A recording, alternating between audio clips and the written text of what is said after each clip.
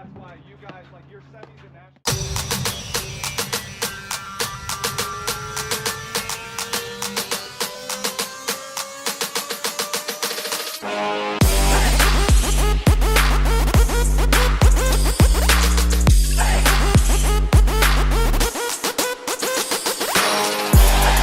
all tied up, and this first set is dead even. Unbelievable combination. Wow. Beautifully done. What a great spot.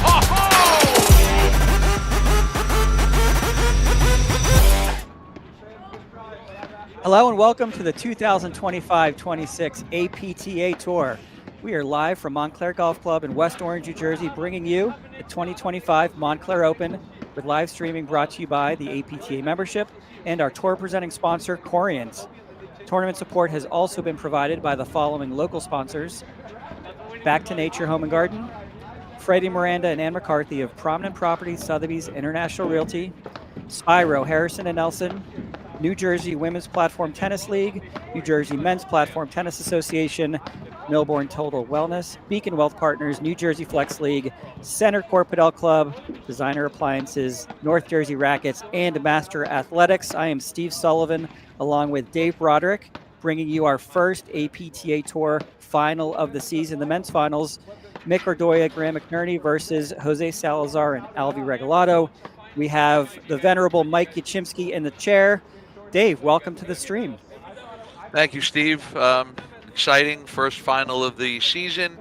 I think it's going to be good, really good match. One thing that we talked about yesterday that's making play already early on a little bit more exciting is the new rule in the men's tour is that there will be no ad scoring being played. 2 out of 3 sets, no ad scoring. So once it gets to deuce, the serving team gets to pick who they would like to serve to. And we saw yesterday it added a little bit of excitement to the matches. Yeah, this is, a number of probably reasons to bring in this no ad scoring. One is considering the length of the matches, right? Last year, the last couple of years, we've had these matches go 3, 4, a couple last year went beyond 5 hours. No ad may, yet to be seen, may not sort of address match time, but it absolutely adds a different level of excitement, pressure. Everything's a little bit unique when you throw no ad into the mix. So yeah, we're looking forward to it. We saw in the quarters and semis yesterday, the men's side, whether it made a difference or not, it definitely added a little bit of excitement. And yeah, we're gonna see 3 of the top 4 players in the country here with Regalado, Salazar, and Graham McNerney. We're gonna sort of see how they approach it. I think Irdoja is absolutely gonna bring some flair, excitement, maybe a little roller derby to the match. So I'm really looking forward to how this match turns out. But yeah, let's see how the no ad plays. Yeah, and even with the no ad scoring, we talked about it a little bit yesterday where, there's so many momentum shifts in platform tennis as it is. The no ad scoring just adds a whole nother mental feature to it of, you were down so far, now all of a sudden you get it back and you win 1 point. You're ahead so far, you're ahead 40 love, and now all of a sudden you lose the game. Let's see how that's going to play with the players and their shot selections and their decision making. But it was definitely exciting to watch as a fan, while we were watching the matches yesterday. And again, I think this is going to be an interesting matchup, as we'll let Mike Yashimski give some announcements.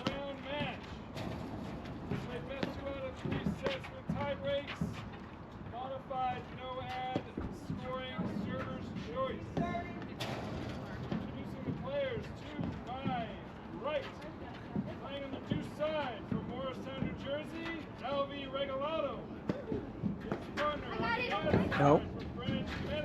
Jose Salazar. And to my left, playing on the ad side from Chicago, Illinois, Graham McNerney. And the deuce court from Verona, New Jersey, Irdoja.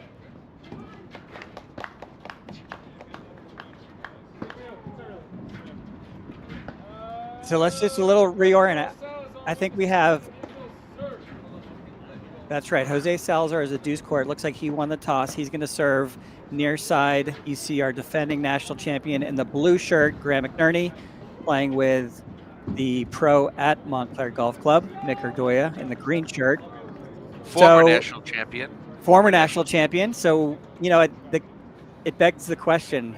We have the number 1 and 2 ranked players who have yet to break through. 2 years ago at the Country Club, last year at Philly Cricket, Salazar and Regalado, Team Regalazar. I don't see the name on the jersey this year. Like, what's your take, Dave? How do they, compete? They're going to compete this year. Do they get the national championship?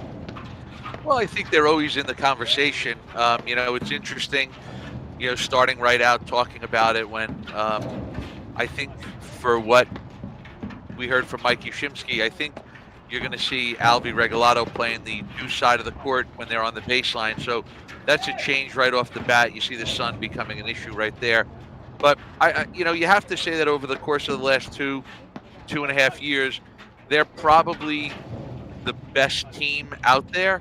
And when I say best, probably the most consistent. Maybe they haven't gotten all the results that they would have liked to, but I think, week in and week out, they're consistently in the finals. They're in the semifinals. So, I think they're always going to be tough to play. And I think what makes them so tough is they sort of play, a modern, patient game. They keep a lot of balls in play. They make a lot of good decisions. They don't force it.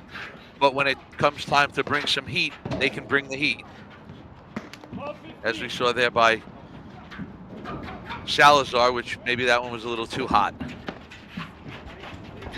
Yeah, we still have, beautiful fall day, a little cooler than the temperatures yesterday, but this is going to be a style of play where the temperature of the ball, whether it impacts drives coming hard off the screens, it impacts, spin, it's definitely going to be, you can see there, one step behind the service line. Graham McNerney covers that, what should be a transition if we're in December or January.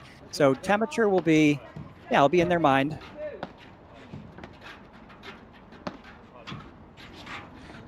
And Steve, I think with the warm weather, I think this is going to play, I think it's more helpful for Regalado Salazar because, they are two of the best transition players that we have out on the tour. So, I don't know if the warm weather hitting the ball through the other team or getting it through them, I think that's going to be a benefit for them.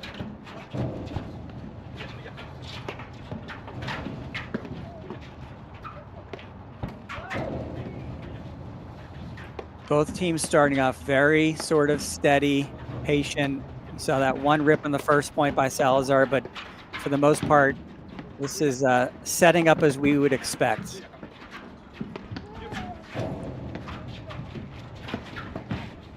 A big forehand drive there by Irdoja. And again, as to what you mentioned earlier on, he's going to be looking to force pressure on Regalado Salazar with his drive. I don't know how much Mick wants to be out there hitting 30, 40 lobs a point. I think he's always looking to hit his forehand or even his one-handed backhand occasionally.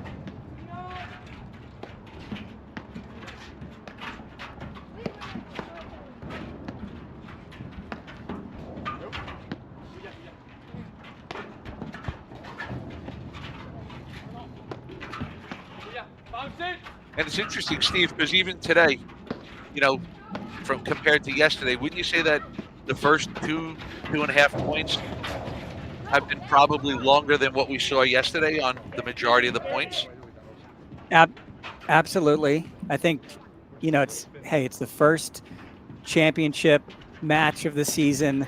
It's early, so I'm not saying there's a lot of pressure on this match, but a trophy's a trophy. And I think both of these teams, from one perspective, you see Regalado and Salazar wanting to sort of impose themselves again this year in the tour early. You're playing the defending national champion. Graham McNerney is, absolutely, not only number 3 ranked in the country, but one of the week in, week out players that is a really tough out, right? He's incredibly consistent. He's incredibly patient. So it's good to see, that, pressure, that patience in the first game. And I like what you said, Dave. I think Mick Irdoja, he could be the wild card, right? He's going to, you saw him make a couple big shots there. You saw him miss, one of the forehands, but he's going to probably bring a little bit more flair sooner in the point than the other 3. Yeah, and I think with Mick, he doesn't need the perfect ball to drive, He sets himself up very well, and when I talk about platform tennis, it's a lot of the time you're trying not to miss shots because it's hard to win points. Where I think Mick has the ability to win points, so he gets away with some unforced errors trying to win points.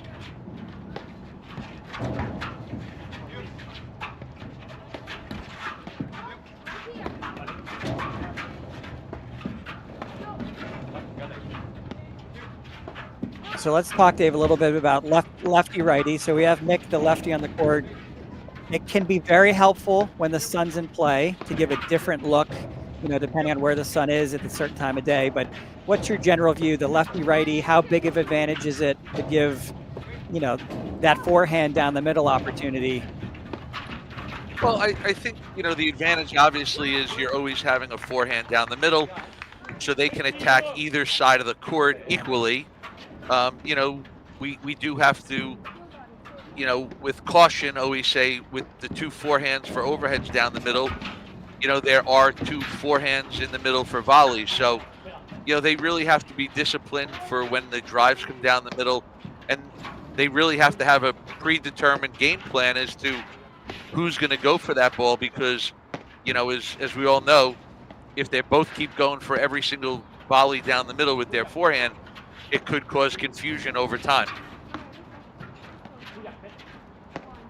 But I think on today's match, I think you see already where, Mick hasn't had much trouble as the lefty on that side of the court hitting the overheads, where I think, when we saw Regalado Salazar on the other side, there was one or two where they got away with it, but you can still see that maybe they lost the ball a little bit in the sun.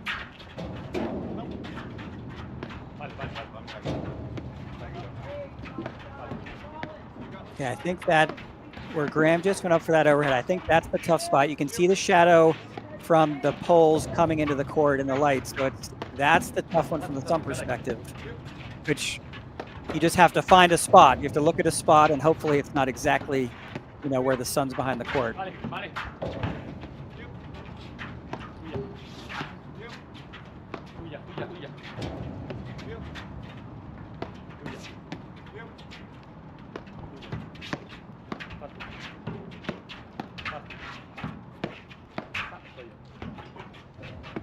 Nice, steady really volleys. good volleys Yeah. by Irdoja, yeah.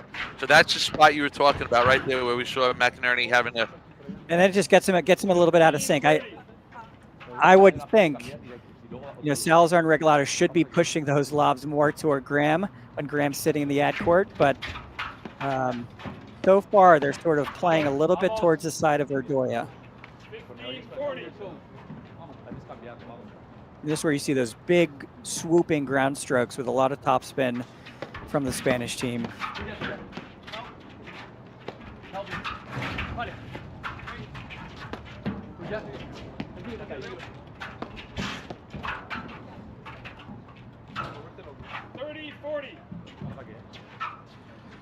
We don't usually see that. That was a little bit of a forced shot there by Salazar. Usually, they, as I said, they're super patient normally.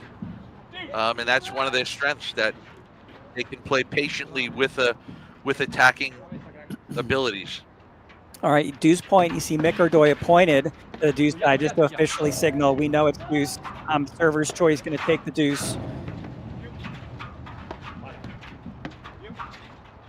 I wonder if the sun or anything had a factor on that choice, because Salazar just missed the return of serve. Why wouldn't you go back to him? But maybe the sun has something to do with it, and the lefty overhead. Yeah, puts serve. the forehands. Yeah, maybe puts the forehands in the center. Just stayed in. I think they should be lobbing Mcnerney here. Make him look right up into that sun.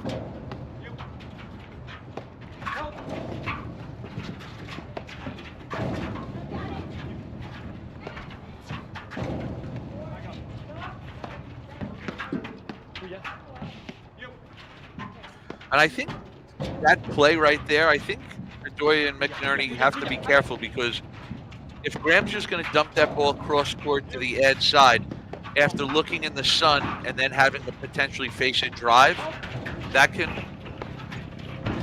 that can be a factor later on. Really nice position there. Irdoja saw the drive, took the step forward.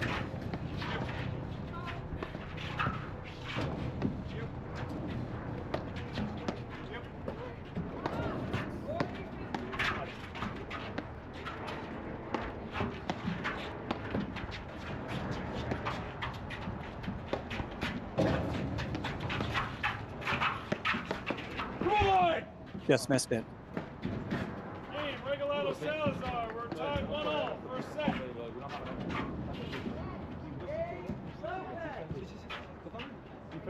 And I And think that's, the last couple of points, Steve, I think that's the style and that's the pace that I think we're gonna, that Regalado Salazar excel at. And again, it's patience with power. It's patience with explosiveness.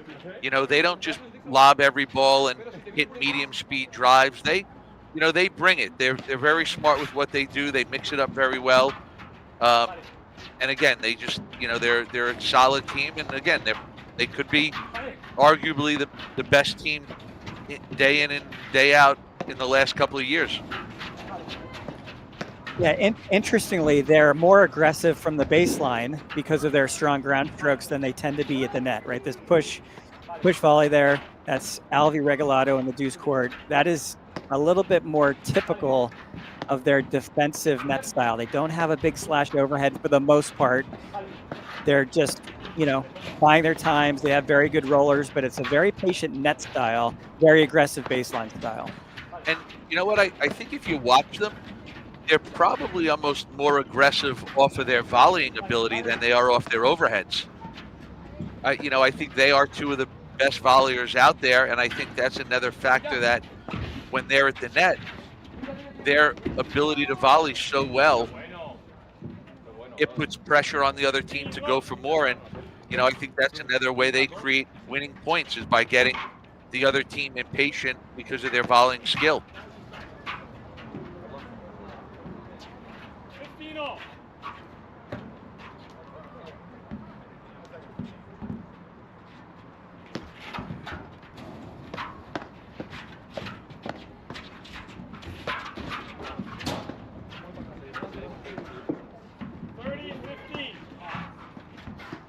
They almost you're right, Dave, their volleys are so good. They almost bait you to go for those big shots, not worried about, defending it, being in the right spot.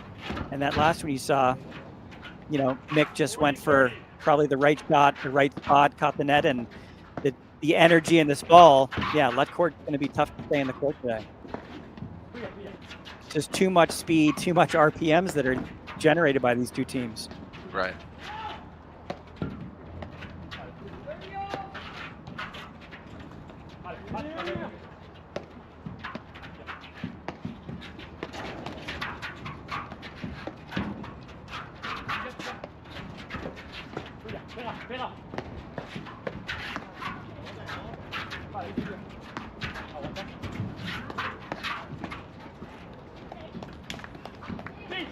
Well spotted drive there by Graham Mcnerney, kind of awkward, getting it to the sort of right armpit of Alvi Regalado, just causing sort of an awkward shot. All right, is this our second deuce point here? It is. Regalado picked ad.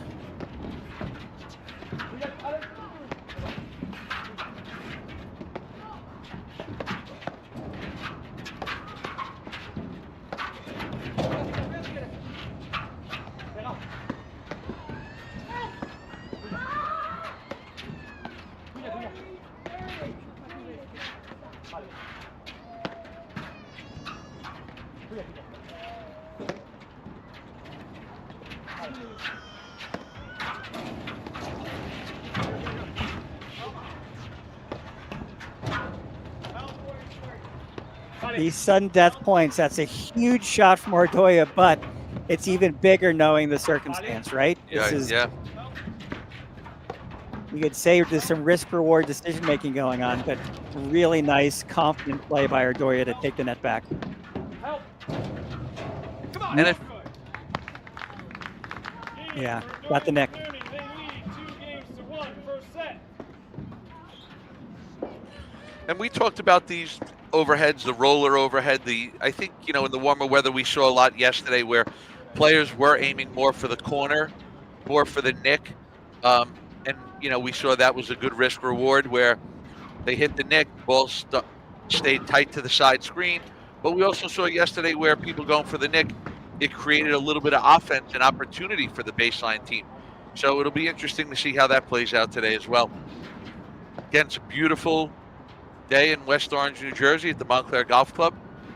77 degrees, feels like 83. So it's definitely not a mid-season platform tennis weather yet, Steve. No, it's this unique game where temperature has a much bigger impact than some of the other racket sports, right? The nature of the ball, the nature of the surface, I think, there's so much impact. We talk about the sun, but the temperature is absolutely creating a different playing experience with the energy in the ball. So you're right. This is summer, feels like summer paddle. The next month, we're probably going to get into some more fall temps. And then I'd say the sweet spot is probably second half of November through the first half of February, where this is sort of a different game, right? Where dropping is going to come into play more, softer in the corners is going to be a little bit more difficult. But this is what they have. All right, Graham McNerney, blue shirt, serving from the near side.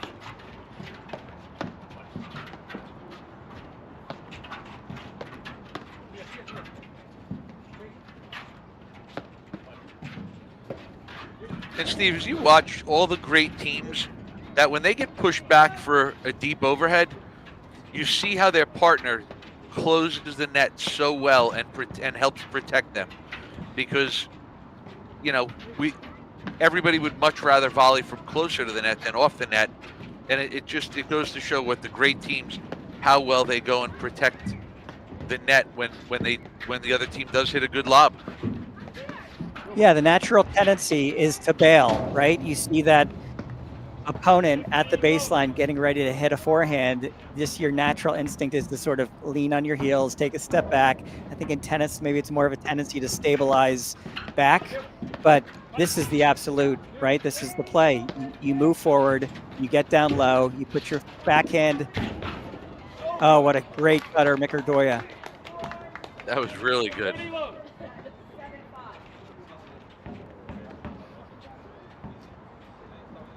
And Dave, this is Graham McNerney's, right, special magic. The way he can sort of use his presence, his size. He probably gets as close to the net as anyone on tour. So it's nice to see both of them sort of playing off each other, to your point, when those lobs are moving back. Team Irdoja Mcnerney.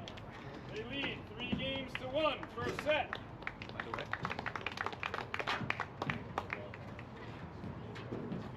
First routine, sort of quick game of the match. Yeah, that was definitely the quickest game that we've seen so far. And, one thing that we saw from yesterday's play is I don't know how far you want to let Irdoja McNerney get ahead of you.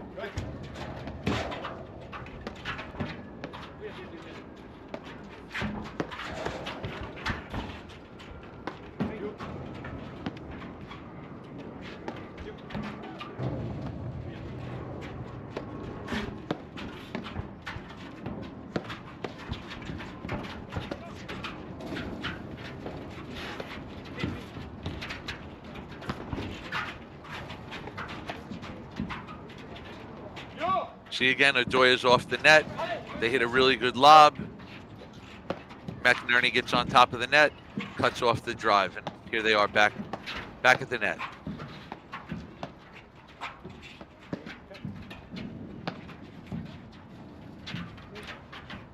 So you made an interesting point, Dave. This is not a team in Mcnerney or Irdoja that you want to let have a lead for long. This can be a game of momentum, right? Big lead swings are very common in paddle, but the team on the other side of the net has to give you something, right? They have to sort of get in a little bit of a slump, start making some early point unforced errors. That's not Graham McNerney, right? So I think Mick might be the wild card here of, is he feeling it? How patient is he? Is he willing to go deep? And if you're Salazar and Regalado, yeah, that 1-3 1-4, 2-5 deficit, it's just a long slog to work your way back. Right.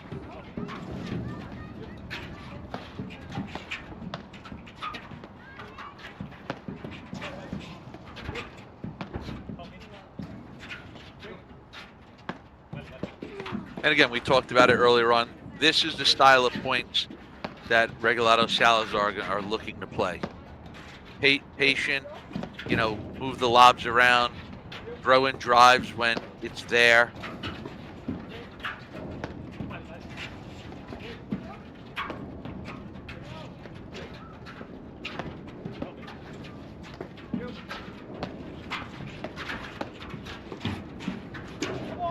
That's the movement we talk about, right?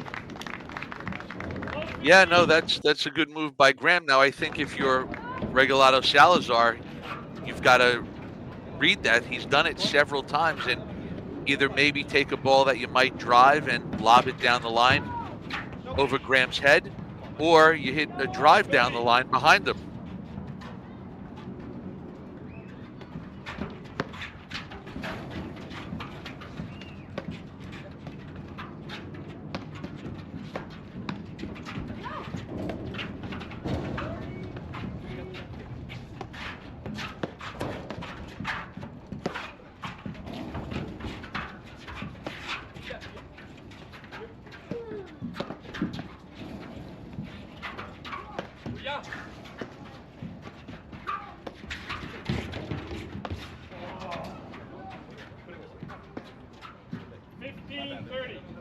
That's the challenge with this heat. I think that ball got probably just an inch or two behind where Irdoja wanted to make contact, and it's just really tough to keep that ball in the court.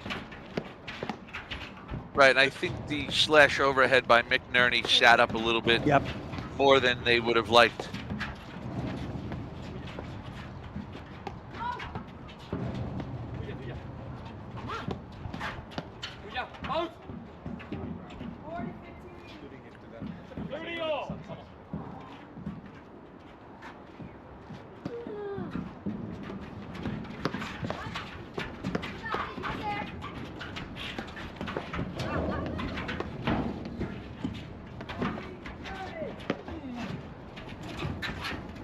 Like, I like that drive behind Irdoja as he was coming up to the net, because like I said, they're so looking for the drive down the middle that, again, not to try to hit it for a winner down the line, but just to get them to move their paddle or move their body away from what they're kind of positioned for.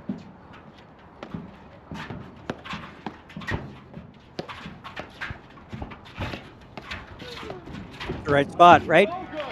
You're looking for knee to ankle, right? That's a great spot. Great physical movement by Irdoja, but it's really the right place for the volley. And you saw, he just hit 4 big forehands in a row to set that up. All right, our third deuce. Salazar says add.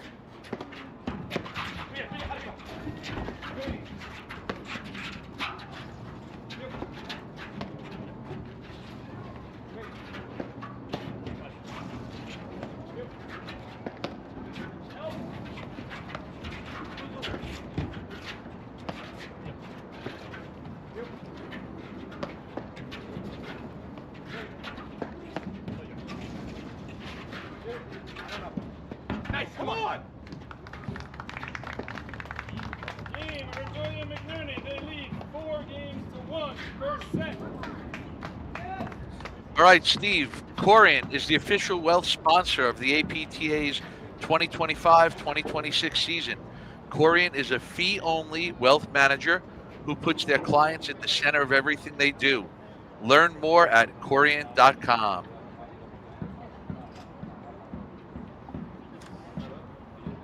So, Dave, you said yesterday we were calling the men's quarters that missing the lob deep is the cardinal sin in this type of weather. Yeah, in this weather. So it's easy to say, and I think you're right, but all the pace, all the spin, that one got away from Regalado and Salazar. But yeah, this is just a different thought process of like, where is your aim point? What's the trajectory of that lob? Is it, up and down like the shape of an A? Is it like a U? There's a lot of things going on when you're trying to think about where to lob, how to lob. And yeah, that one just, was not the error you want to see in that situation, but not easy to control the ball with this temperature. Yeah, and we said there are a lot of factors. Obviously no one is trying to miss the lob long. Everyone is aiming for inside the court, right? It's probably the name of the game.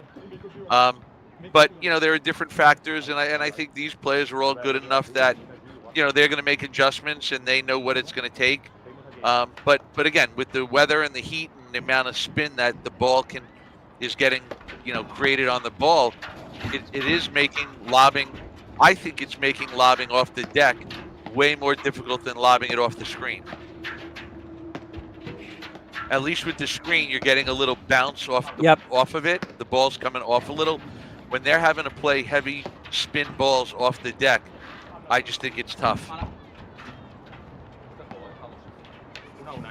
Ball 15.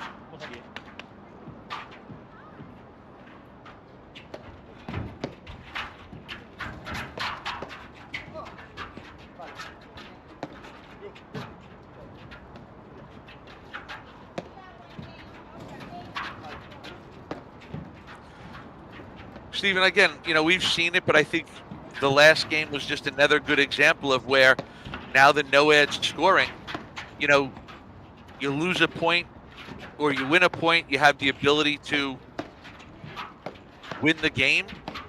Well, now you lose the point, you lose the game. 15-all. And from 1 point at deuce, it went from, being potentially add out to now it's 4-1, and that's a big difference.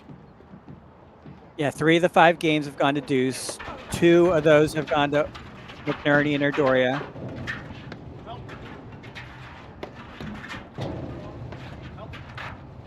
I'll tell you, you go back to that last point, and you just see how much of an impact the Irdoja forehand is having on this match so far.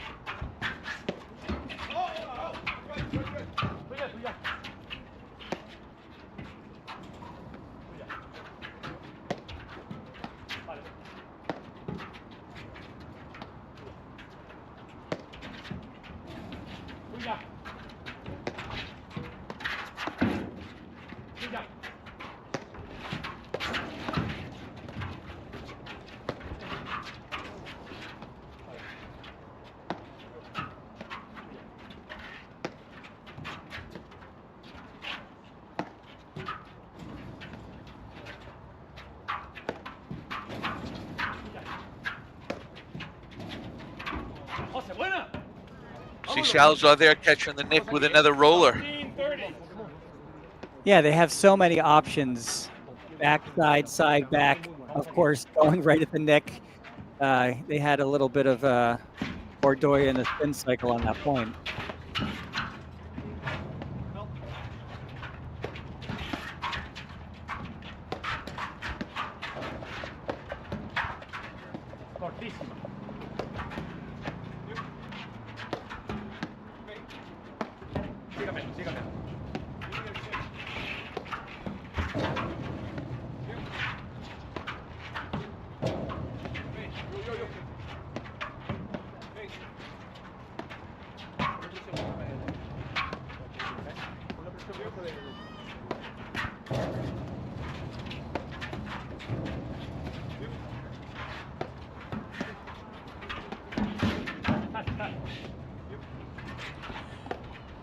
Great get there by Regalado on the attempted sort of blitz and then the waterfall overhead.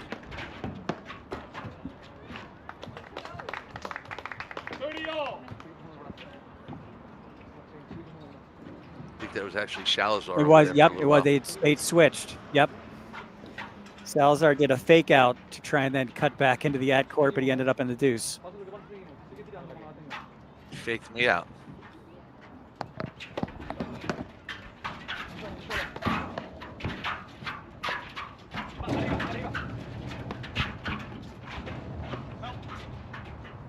I think you saw at the end of that point, Dave, you know, Regalado a little frustrated. He pulled the trigger on a ball that was maybe not the one. But I think hat came off, brushed the hair, and this is, I think, your point. It's tough to, yeah, nice athleticism there by Jose Salazar. It's tough to give a team a lead that doesn't give you much to get back in it quickly. And I think we saw that last play right there, that could be effective for Regalado Salazar. If, you know, hit a good lob, drive it back at the person that just hit the overhead, and then look to blitz a little bit.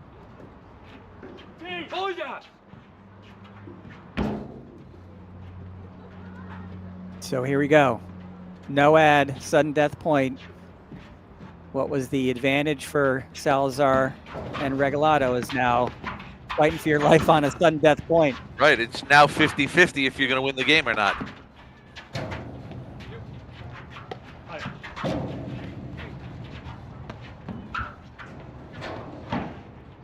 on!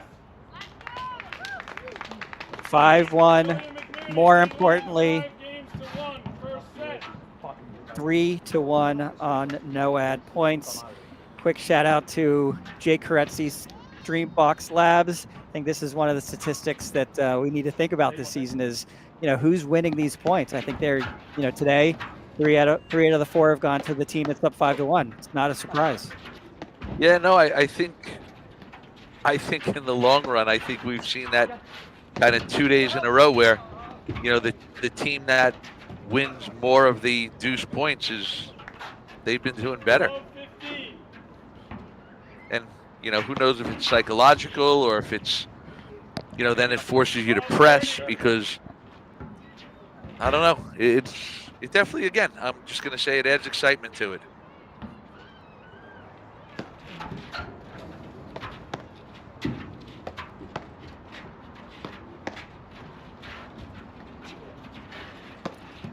Mick loves to go into that corner and sort of run around to his forehand, which is not as traditional to people that sort of lay back in and then approach the corner with their backhand, but he's incredibly effective.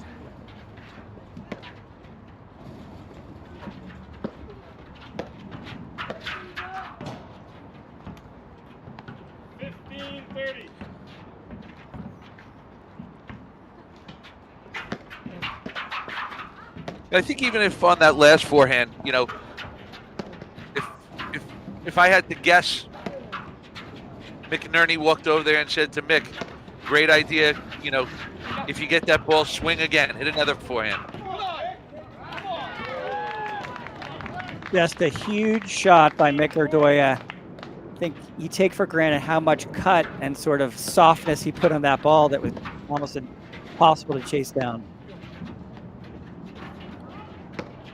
Not always the pace, especially in this game. You know, you're better off. We talked about it with some of the players yesterday, Dave.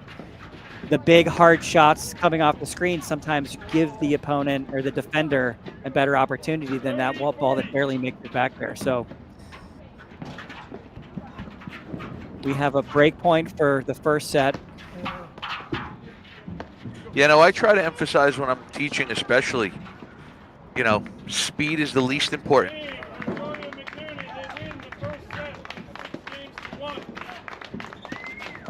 All right, so that's the first set. We'll be right back in just a moment after these messages right here on the APTA YouTube channel with live streaming brought to you by Dreambox Labs.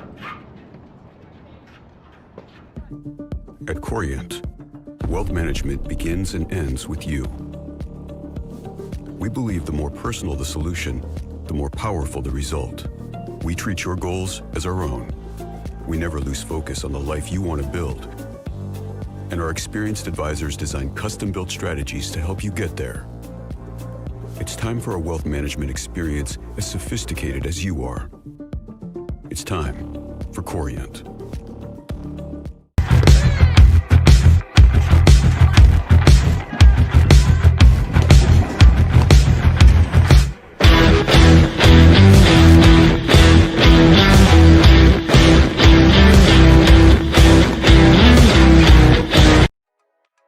What they can do differently.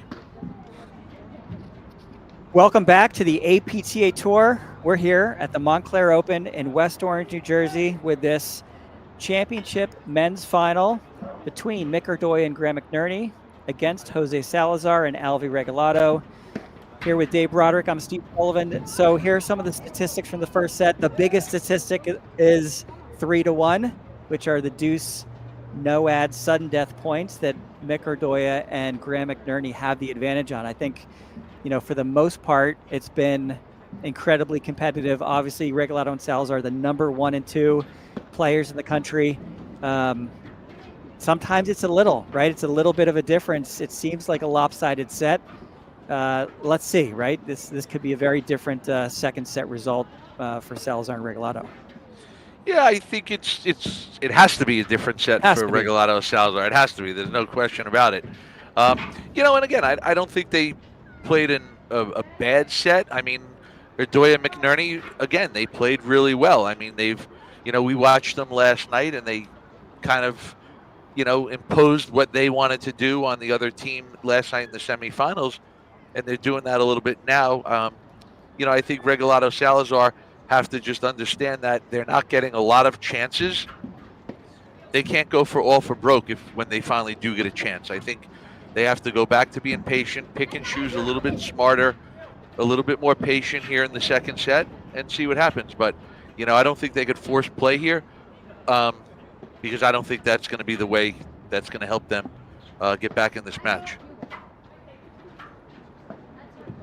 Yeah, we have I mentioned some of the new technology with Streambox Labs this year that the APTA Tour is invested in. We're going to try and bring more statistics, more match insight. I think this will be something that gets developed and improved every week throughout the season. But yeah, I think, you look at the point differential, 63% to 37%. That's maybe, we mentioned 4 games went to deuce. But yeah, it's really what happens point to point. I think there were more errors. We saw Alvi Regalado a little bit frustrated, went for a couple shots earlier in the point, missed them. I think that's part of the story. I think the big part of the story is Irdoja and Graham Mcnerney are giving them very little. And Irdoja is bringing that big forehand. Call it Roller City. He's swinging away from both the net and the baseline. All right, second set, Graham Mcnerney, blue shirt near side, starting us off. 15 low. And I think that's the frustrating part, Steve, is that, Mick is playing a pretty big game right now, and he's not making many mistakes.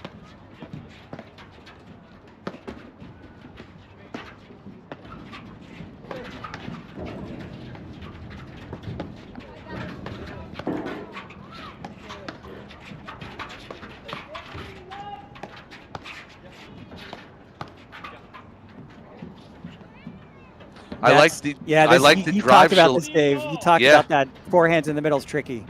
Yep, like you saw, there was a little hesitation by Irdoja on that, but I liked, Regalado Salazar. I liked how they, just kept peppering the middle of the court in between Mcnerney and Irdoja with their forehand drives.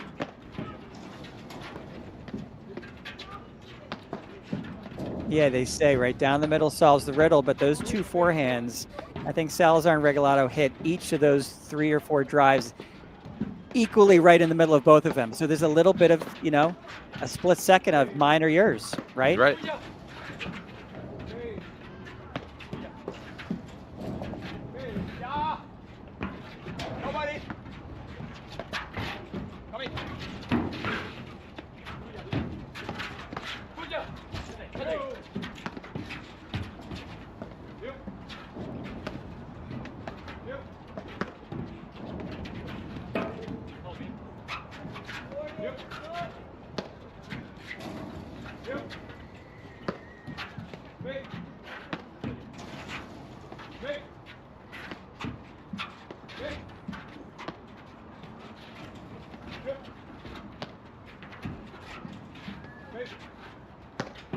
See, Graham McNerney's giving, that's a lot of different looks. Regalado in that corners. He's protecting the nick. He's looking at one screen. He's looking at 2 screens, side, back side. Yeah, I noticed that earlier on where in the warm weather, Mcnerney was taking advantage of it on his serve, where he was almost hitting the ball a little bit harder into the third panel up the side screen there over on the ad side. He wasn't really aiming for the traditional, second panel from the corner, just to kind of open up space to allow him to put that cutter in there back behind Salazar.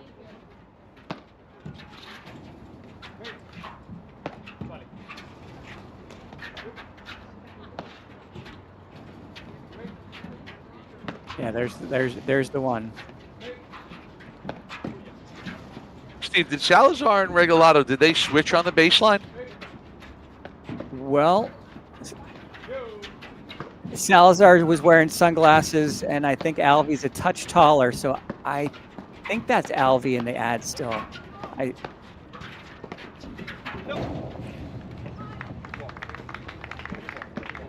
See, that was the one. They hit the one drive down the middle, the second drive down the middle, and then the miss was down the line wide. And McNerney, he was the only one that had to make a decision. I would have liked one more ball down the middle and make both of them have to make a decision. All right, a couple loose shots in this first game of the second set. You see Irdoja taking a second, wiping the brow. Just like that. Salazar, they lead 1-0. Second set. Irdoja Mcnerney won the first set 6-1. Steve, I don't know if it's a sign, but in the first set, Regalado Salazar started serving, were broken, and Irdoja Mcnerney went on to win that set. Let's see if the same thing might happen now.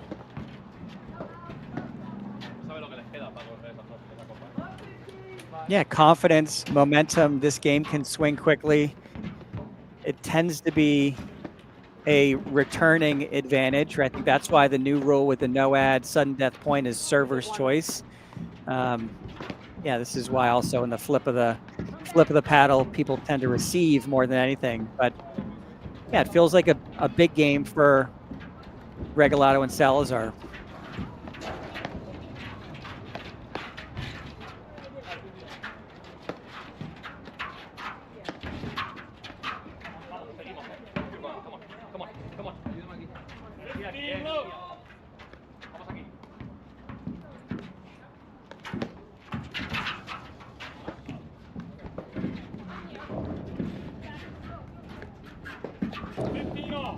The serve was a little bit out there.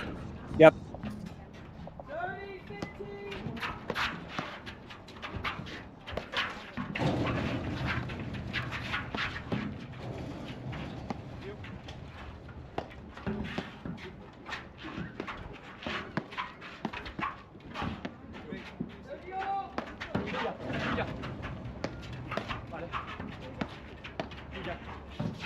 They're a little bit off the net there, McNerney and Irdoja. Right, and you see all these drives going out wide. McNerney and Irdoja, they know whose ball it is. I would just, Regalado Salazar getting more drive opportunities early on here. Just keep peppering that middle.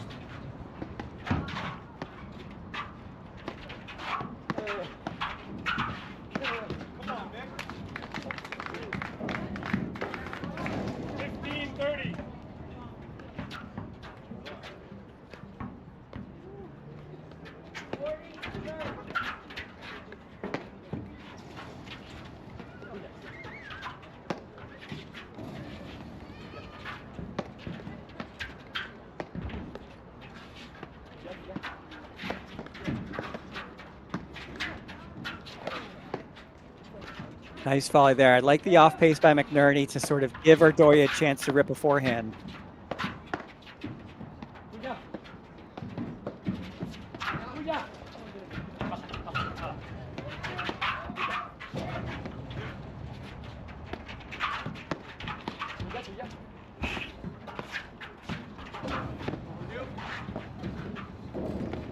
And we see another example there of McNerney getting right on top of the net, kind of taking away the drive opportunity.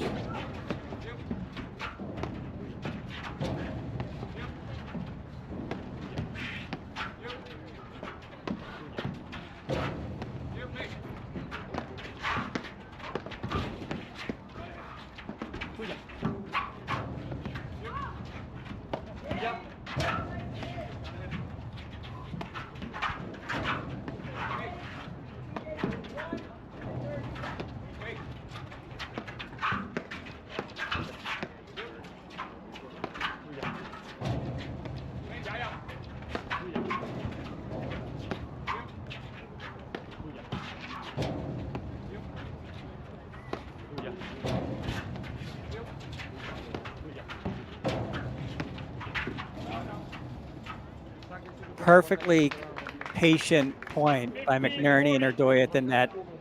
Put all the pressure on them. They know Salazar and Regalado want to take big cuts at it. So, yeah, really well done there.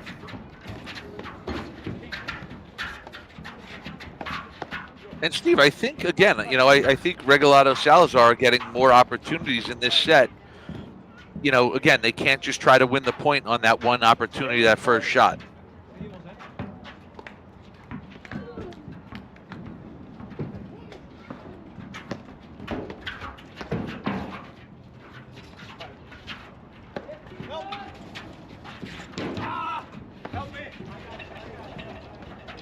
A little too much heat on that, but you have this going from 15-40 to 30-40, and knowing the no-ad points next, this is the interesting sort of shift in mentality.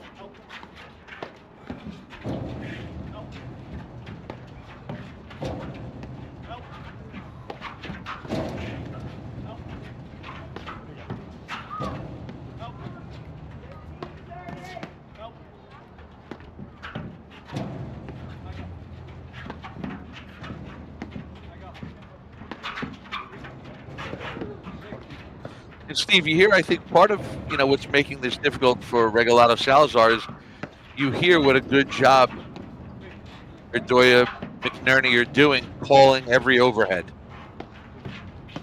Very quickly, right? Yeah. Right. There's no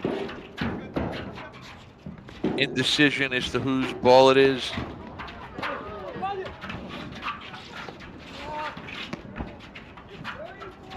There's the one hitting behind down the line. Unbelievable transitions back and forth in this point.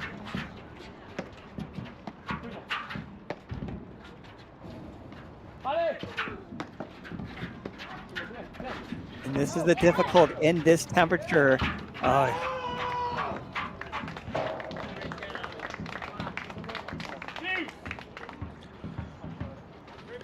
Steve, if Regalado Salazar could hold on to this game, this could be big swing. It feels huge. Yeah, going from 15-40 now to the deuce point.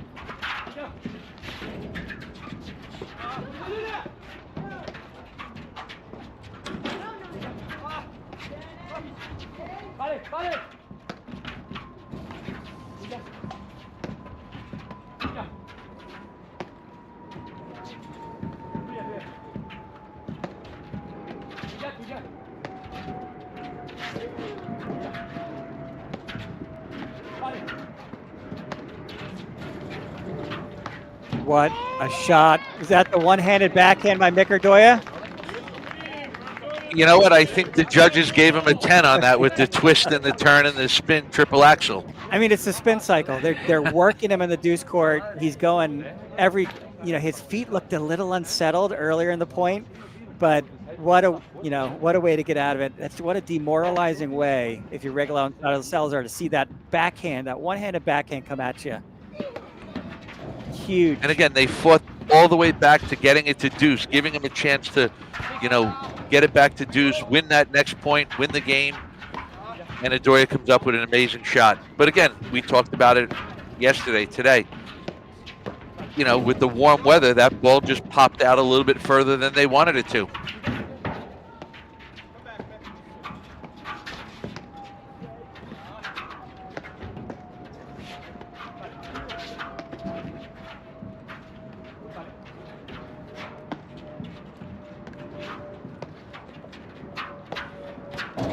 That's the quintessential Irdoja inside-out forehand roller. Yep.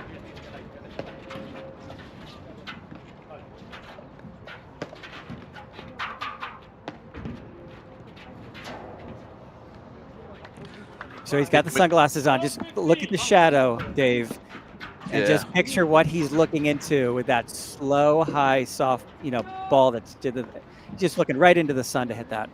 And I think he's going to want to probably let more of those balls drop lower over in that corner so he's not looking straight up into the sun, as we saw Mcnerney just lose one in the sun.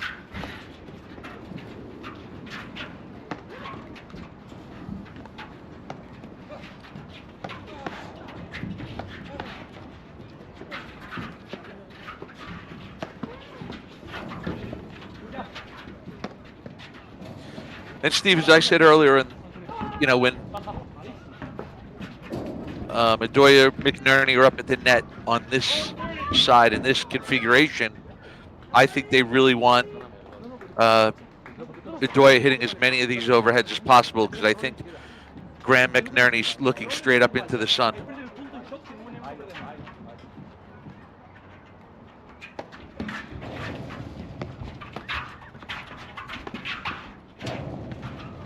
Yeah, that's just a great spot.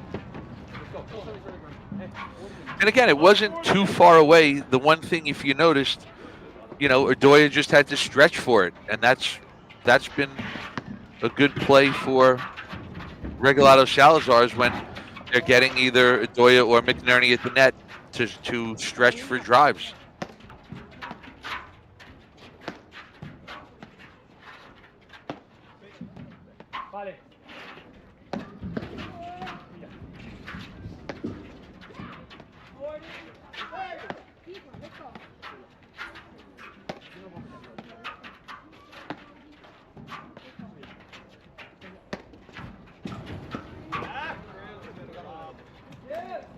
Too All good. right. Regalado Salazar, they lead 2-1, second set. And it's interesting because the last game, Regalado Salazar go for the nick. The ball pops out a little bit, leads to an Irdoja amazing backhand cross-court winner. On that one, they hit it perfect, and they get the point to win the game, to take a 2-1 lead here in the second set. You mentioned the temperature. Certainly, you can see all four down on the benches, toweling off, getting water. If you're Regalado and Salazar, you're leaning in, right? Obviously, this is for a trophy. You're not going anywhere. I think they've gotten a little bit of momentum back. Feels like they're, talking more. There's a little bit more energy. So yeah, it's a week one. We have 15 tour events that the APTA puts on, and then 5 Grand Prix this year. The additionals, the Midwesterns in Cincinnati. But we'll have Chicago Charities at the beginning of November, going into Aronimink in Philly, Boston Open Short Hills, the classic event of the year, and then in Cincinnati, late February is the Midwesterns. So it's a long season, right? This is week one.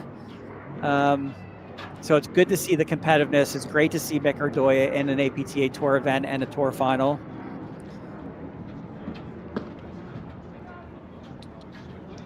A little bit of resettling. Again, to your point, you see Graham just telling Mick, I think, look, McNerney and Irdoja are still playing really well. I just think that Regalado Salazar have gotten a little bit more patient. They've taken their time, been a little bit more methodical about what they're trying to do, and they've missed 1 or 2 less shots. And again, here they are serving with the lead 2-1.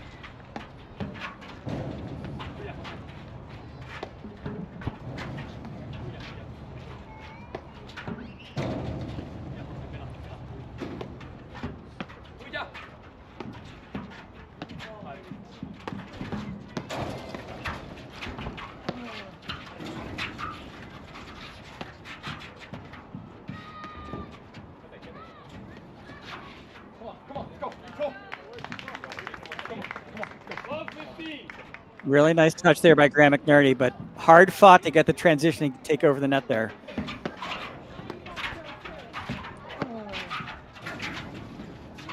Look how far McNerney comes over to protect against the drive. But it's geometry, right? Yep. I mean, it's maybe a little bit of an aggressive position, but getting that ball cross court at a pace that Graham can't stab it. It looks intimidating, but he's absolutely playing the geometry of the point and of the court.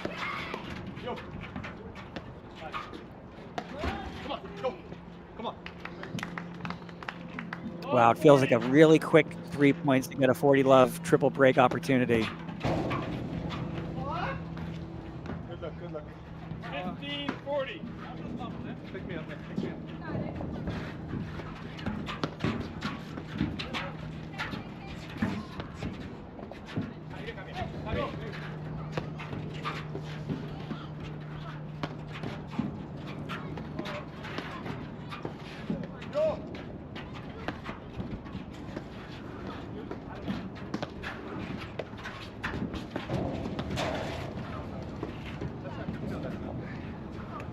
All right.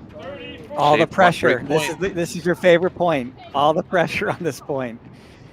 You give up that lead, and you know the sudden death's right behind it. Mick not holding back.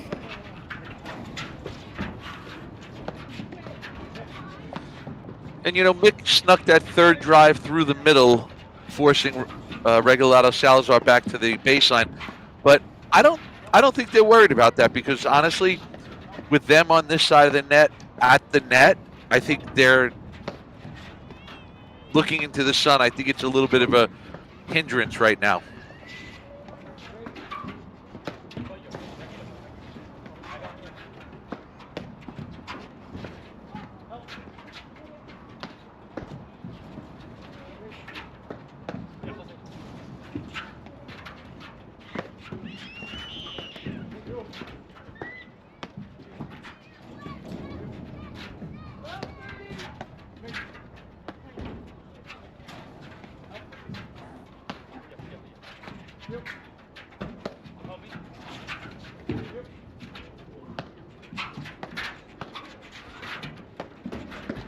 Back court. Game for Irdoja Mcnerney. Score is tied 2 games all, second set. Yeah, good drive opportunity. Got a little unlucky playing that ball off the top of the net cord. Yeah, it feels like a really big. I mean, we've gone break, but it feels like Regalado and Salazar going into that 2-1 changeover had a little bit of energy, a little bit of momentum. They gave up those first 3 points really quickly to be down low 40 and just couldn't claw their way back.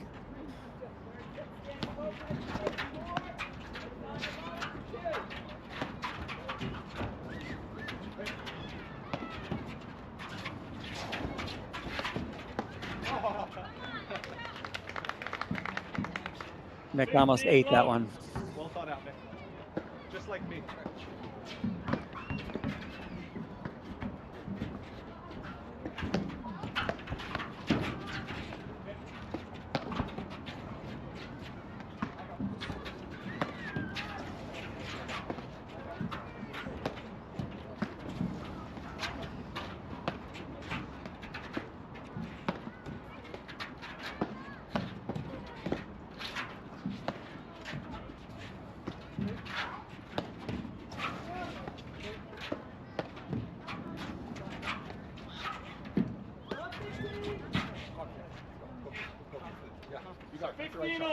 Went for the big cutter there. A little bit tougher to get that at that high contact point. 15-30. All right, so 15-30.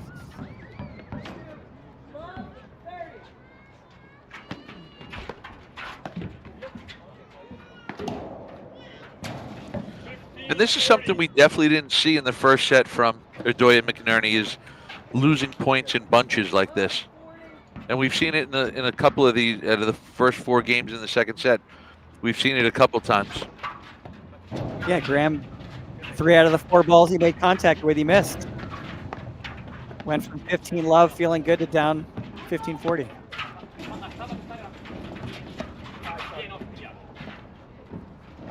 Game, Regalado, Salazar, they lead 3 games to 2. Second set, Irdoja Mcnerney won the first, 6-1.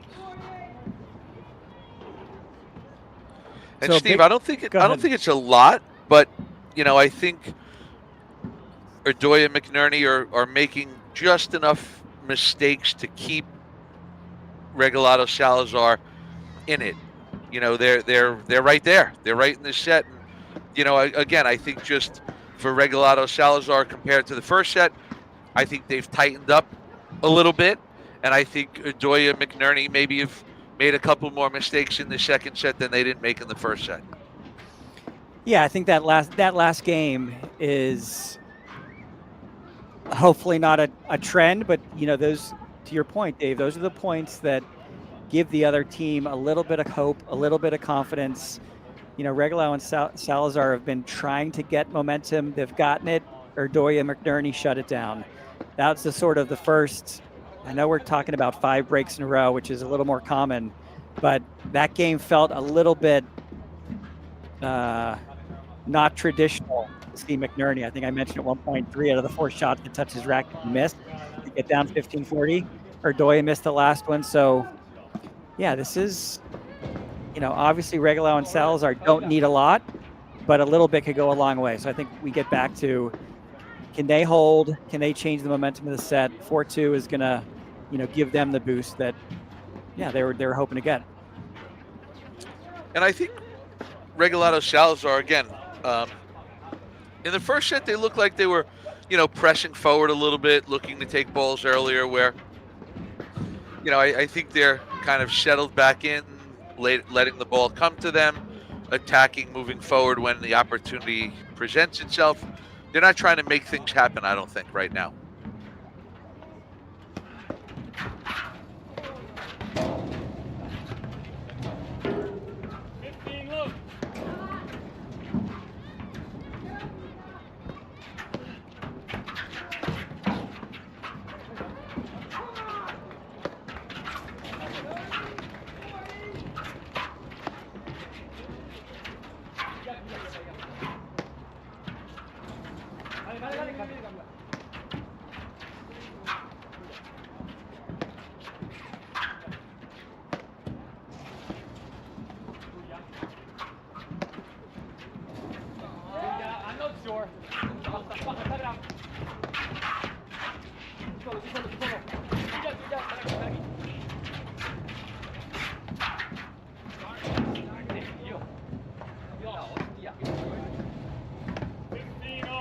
I think that drive by Irdoja may have clipped the net.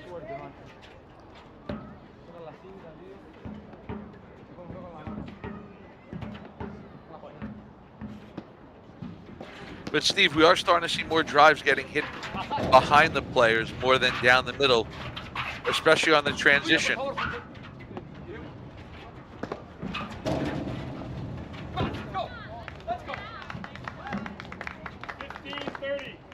Steve, there it was, the old Irdoja roller derby.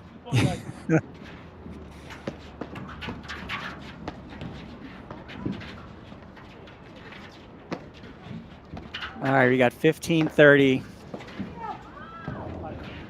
Been a breaker's paradise here in the second set.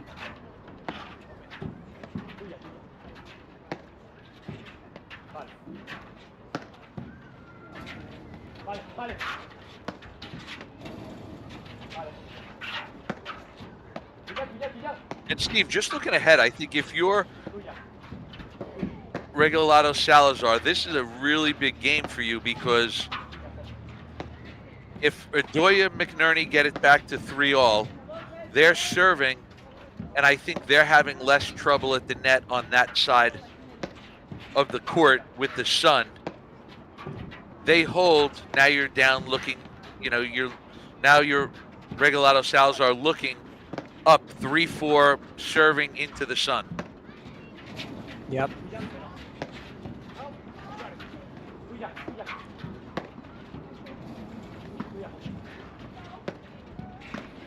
And I think if you're Regalado Salazar here, I think if you get this break, it makes the next time you serve, it would be a nice to win game, but it's not going to make it a must win game.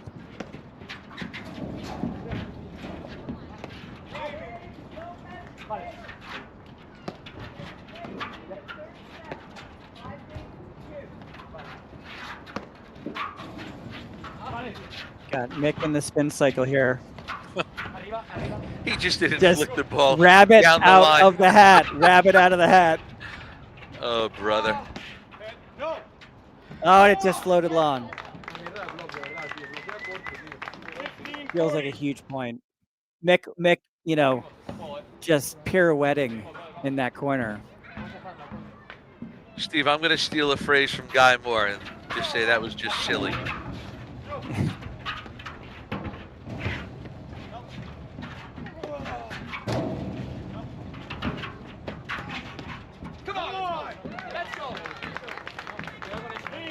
I mean, just when you think the momentum's starting to leak one way and somebody just has to take advantage of the momentum, 6th break of the set, back to 3-all. It puts more pressure on Regalado and Salazar. This is what you were talking about before, Dave. Right, because now they're when it's their turn to serve again, they're going to be on the side where they're both looking into the sun, where in this formation here, Irdoja is not really looking into the sun. So Mcnerney doesn't have to hit any overheads.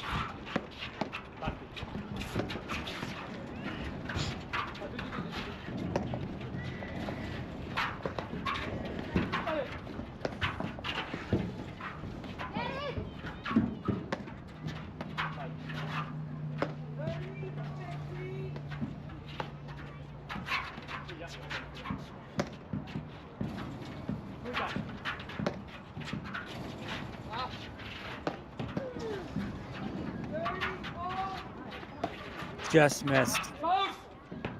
And that was another example where they really used the spin at the body of Irdoja to create that error. Because like I said, playing these heavy spin balls off the deck just seems like it's so hard to do.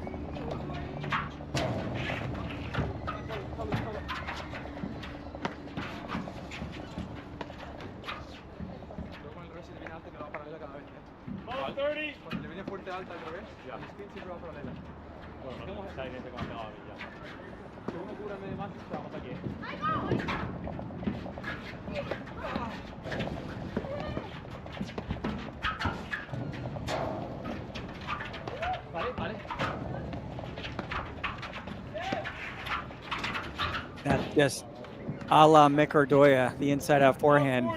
I'm not sure Mick was interested in trying to cover that nick. Right.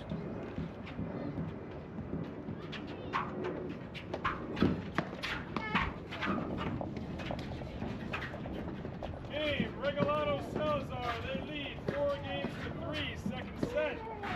Mcnerney win the first set, 6-1. Dave, we talked a little bit yesterday, 260 players, 130 teams, 8 draws.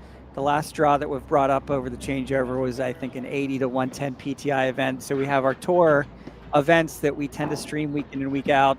The men also have a challenger, sort of the next group up type of event. And then we have these 3 other events across different, call it handicap levels of the PTI system.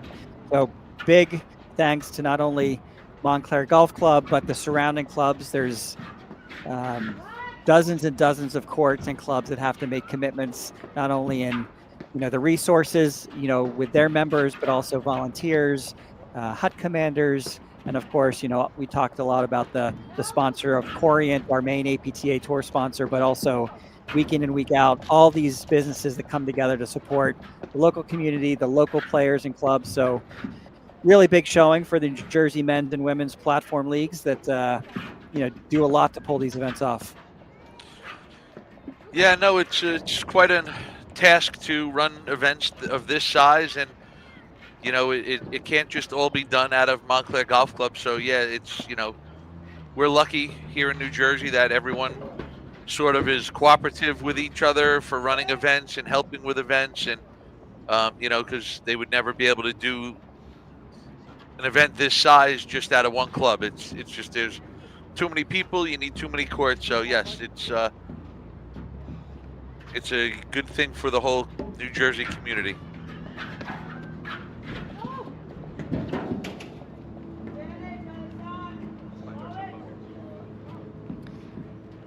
So, Dave, this was the game you said not a must-win, but this is the sun side. That they'd like to win. Of course, they'd like to win it. We've had 7 out of 7 breaks of serve. And I just think, Steve, I think if they were going to serve at 3 serving 4, I think it's just a different, totally different, changes the complexion of your mindset.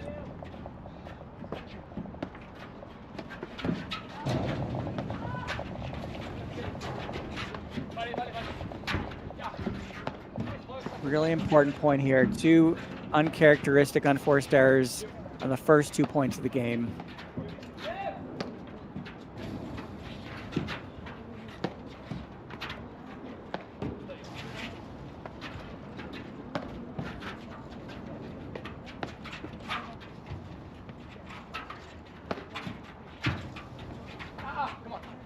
Really good overhead there by Graham.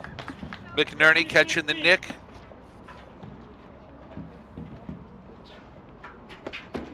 All right, just like that. Feels like a huge point. Oh, he missed. He missed it. Yeah, I was going to say. I think Regalado saw it out as well and stopped playing, but then he had another lease on life. 40-30. Oh, they gave the point. They gave the point to Regalado and Salazar. Yeah, no, I thought that serve was wide as well, but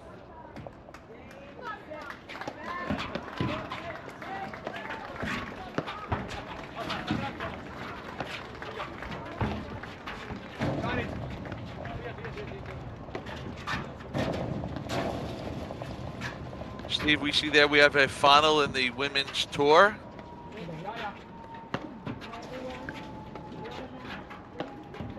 Lopez and Page victorious over Alexandra and Lalage.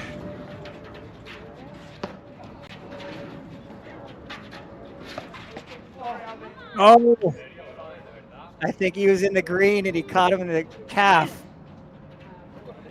Lucky break for Irdoja. Extra juice, but we're back to another deuce point.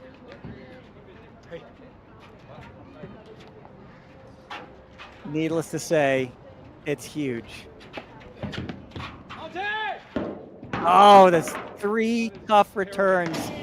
Just couldn't keep in the court. They lead 5 games to 3, second set. And it's pretty incredible that the game was that close with 3 missed returns to serve. Yeah. It does make winning games harder when you miss 3 returns.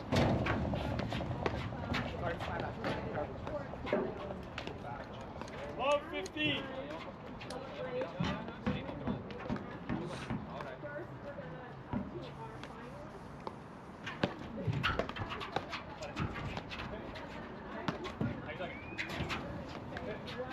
Right, it puts Mcnerney and Irdoja in what appears to be the improbable break, or the improbable hold of serve to stay in the set. Love 30.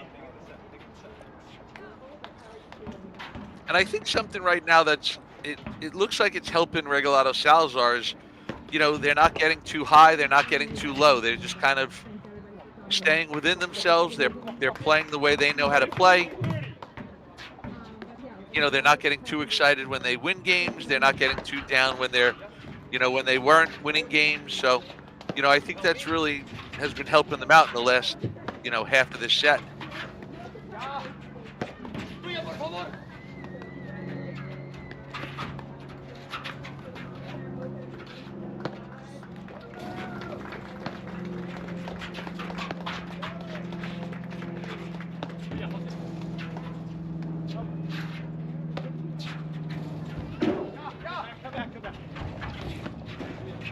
able to get there off the screen.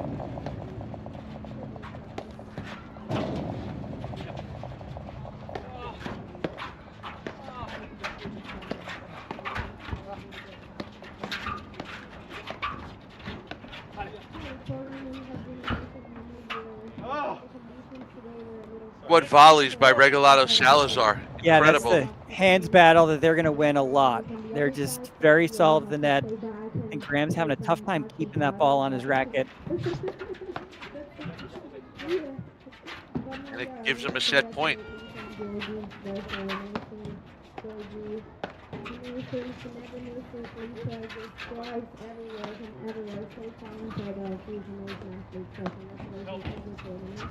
I want to thank everybody for the support.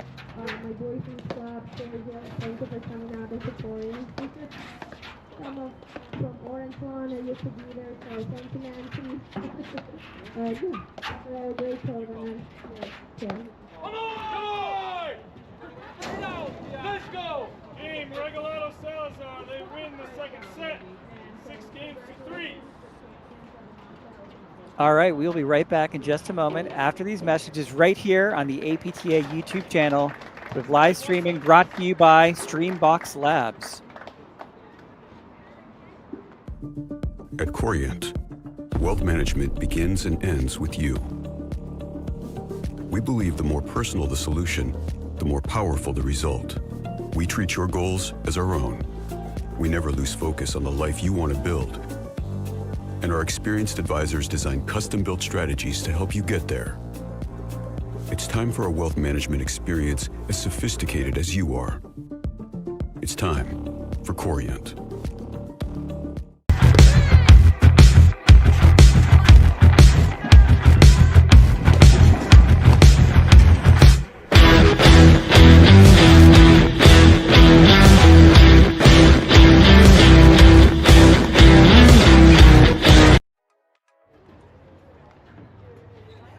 Welcome back to the APTA Tour. We're here at the Montclair Open in West Orange, New Jersey with this men's final between Alvi Regalado and Jose Salazar, our top team in the country, against Mick Irdoja and Graham Mcnerney.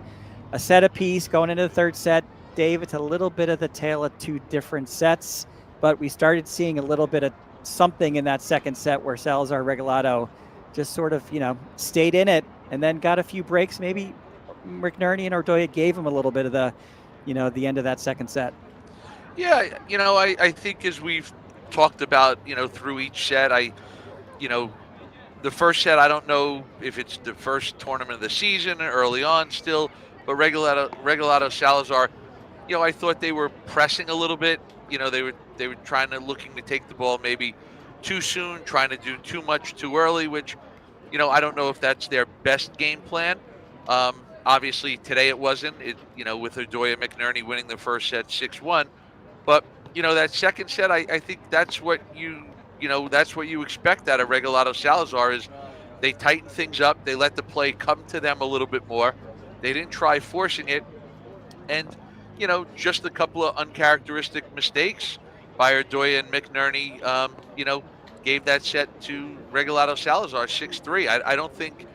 I don't think one team in either set really gave it to the other team. I think, the teams that have won the sets have just played really solid as well. I mean, it's been a well-played match. It's fun to watch, a lot of exciting points.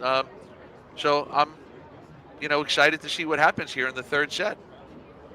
Yeah, I am as well. I think the Spanish Armada, Regalado and Salazar, you expect them to not go away. You expect them to eliminate the errors, lean in, be more methodical. That some of the things that maybe we saw, some loose shots by both Salazar and Regalado in the first set, they didn't really show that in the second set. So that's kudos to them. They raised their game.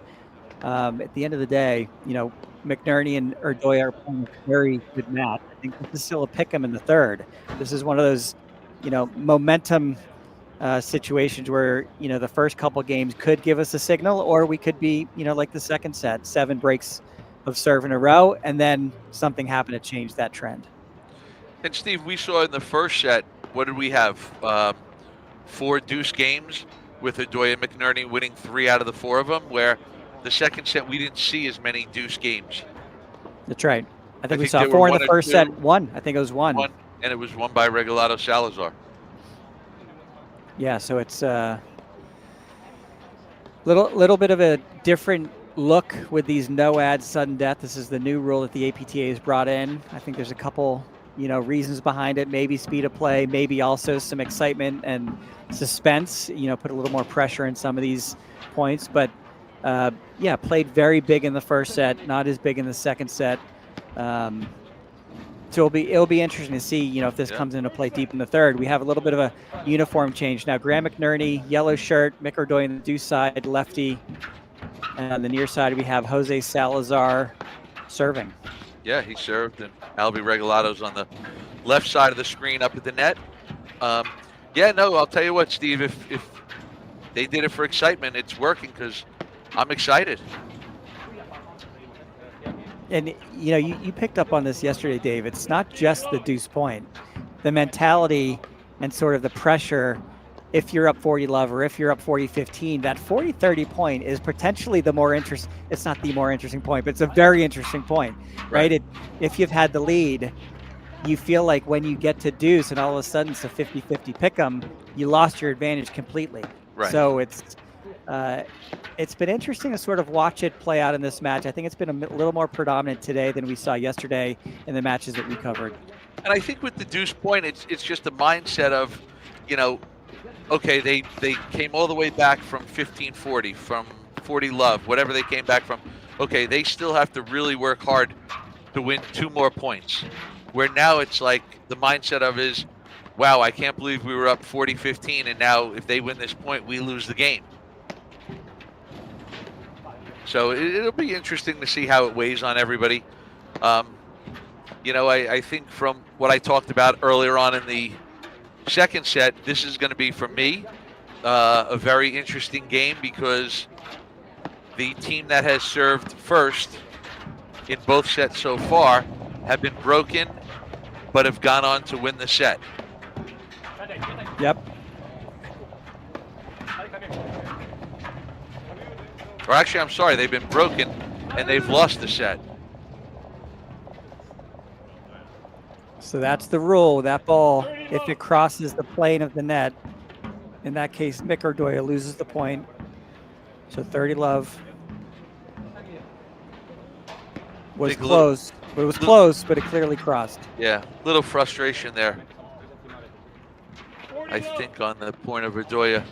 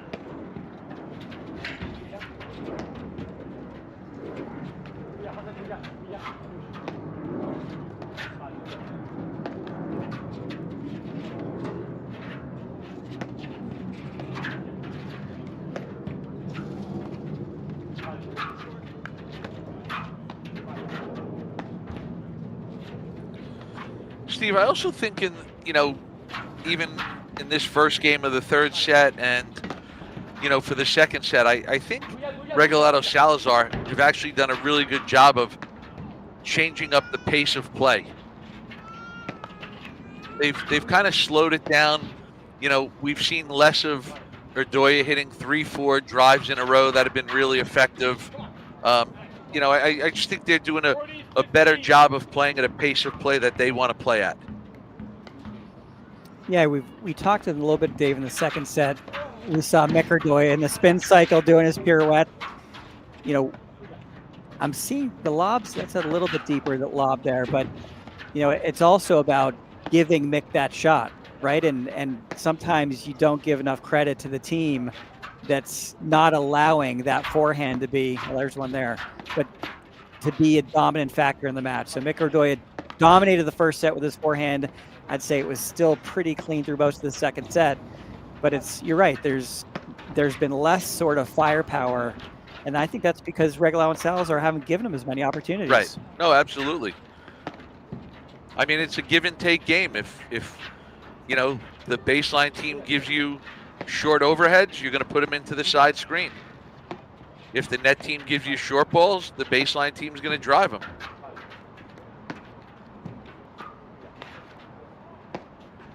This is where certainly at the club level, you know, the advice is always to sort of think about, right?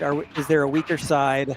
But even if you're going deuce or ad and there's a tendency that you want to pick on, sometimes it's a little bit more granular than that, right? We're going to go to get to the side screen. We're going to keep it down the middle. The forehand's weaker, the backhand's weaker. And these teams are so precise and good. Yeah, I mean, I think they're okay with Mick hitting that high forehand.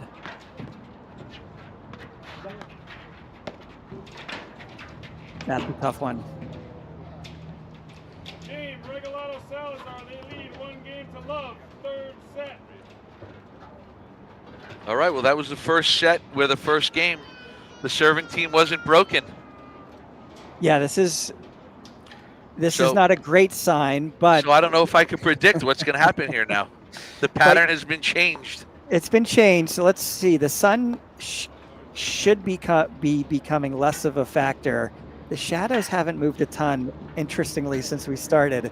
But, you know, we're at 12:30. The sun's high in the sky. It shouldn't be too much, you know, to one team's deficit. But the side that Regalado and Salazar are on now, for the righty, has been the trickier side. You can still see the shadow.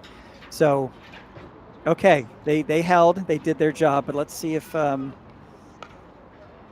I think Graham Mcnerney is going to stand up and be the first server here in the third set.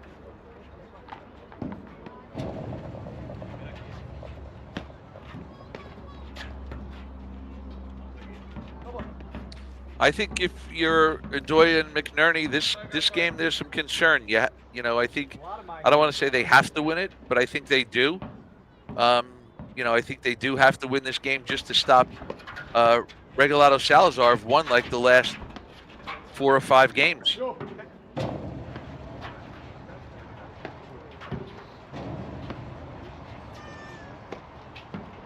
Right, because at one point in the second set, it got to be 3-all. That's right.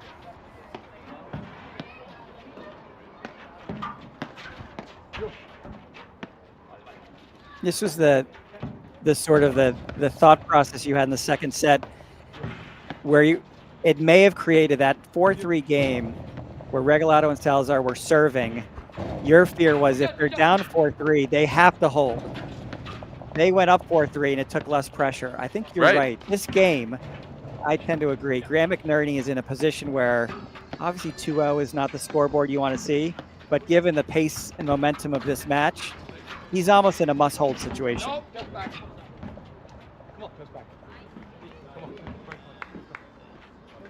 And it's also, if you go back to that last set, it's interesting on the serve that was wide. And, you know, I think Mick, I'm going to guess they just said Mick called it late is what the play was, because I think it looked out. You know, I'm not right on top of the court to know that, but yeah, that was an interesting ruling, and it may have been a huge point. Actually, it was a huge point in retrospect. What I saw was Mick softly called it out. He then almost reacted like it was in play. I think Regalado thought it was out. He reacted to Irdoja. Then he started playing the point, and Irdoja gave the stronger it was out.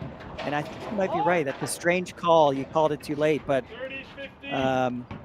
especially since he didn't miss it. He put the ball in play. In retrospect, it might have been a big point, and sometimes those are mental points as well. You never want to be overruled.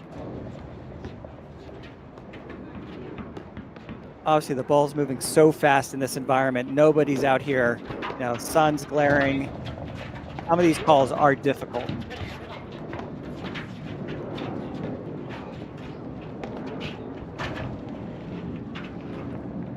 Yeah, let that go, and Graham was there to play it. 40-30.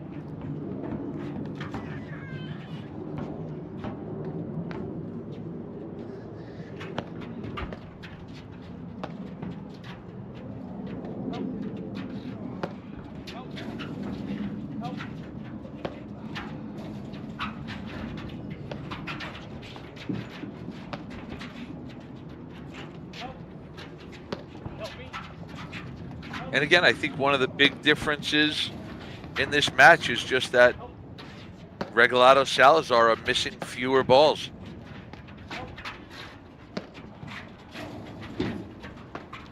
Less is more, right? Yeah, absolutely.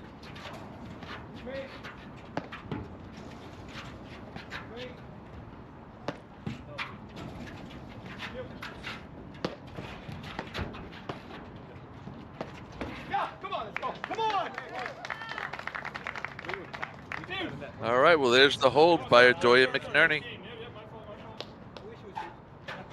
Game, Irdoja McNerney, 1-0, third set. Felt huge.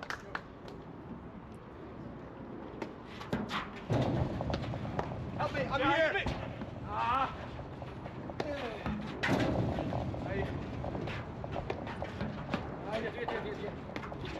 I think you want to just be careful, too, now that we're in this third set. If you're Regalado Salazar, you don't want to let the big hometown crowd get involved. No, but listen, I love the movement by Irdoja in that last point. That was what he was showing in the first set. He was following his forehand. He was putting pressure on Salazar and Regalado to get in a hands battle. And, oh, I think I shared the emotion from the crowd on that one. Good point. Just got to execute that one. Get it over the net.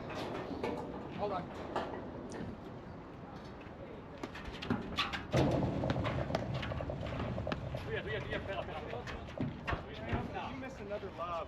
Come on, next one. 30-15. We're good.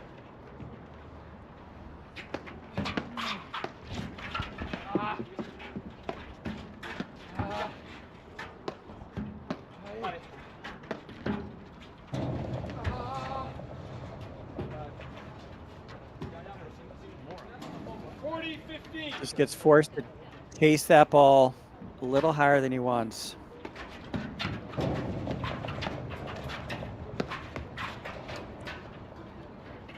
Game, Regalado Salazar, they lead 2-1, third set.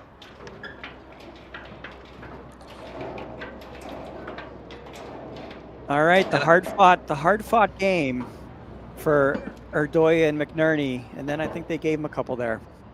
Yeah, and you know, I think that needed to be a longer game, a tougher game, because again, with the sun as a factor on that side of the court, it's much more in play and a factor if you're Regalado Salazar than it's going to be right now for Irdoja and McNerney. So I would have liked to have seen, just a little bit, drag that game out a little bit longer if you're Irdoja McNerney, make him hit more balls, because it is definitely the more difficult side of the court to serve from if you're Regalado Salazar.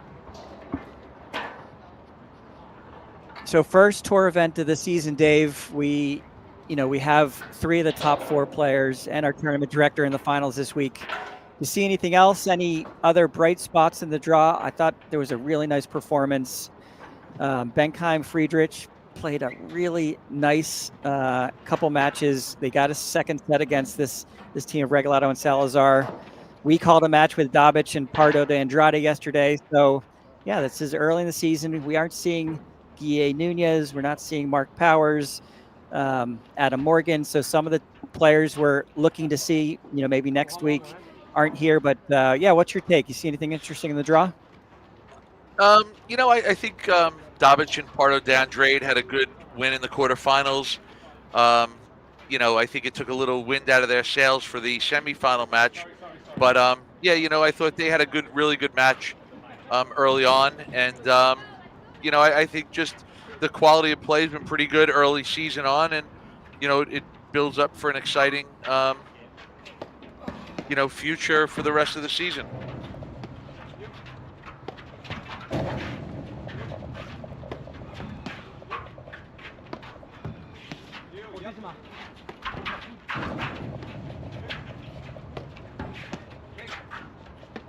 Help!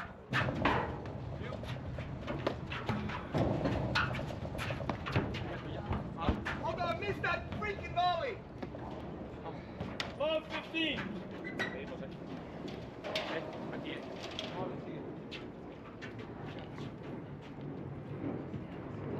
Mick Irdoja serving far side.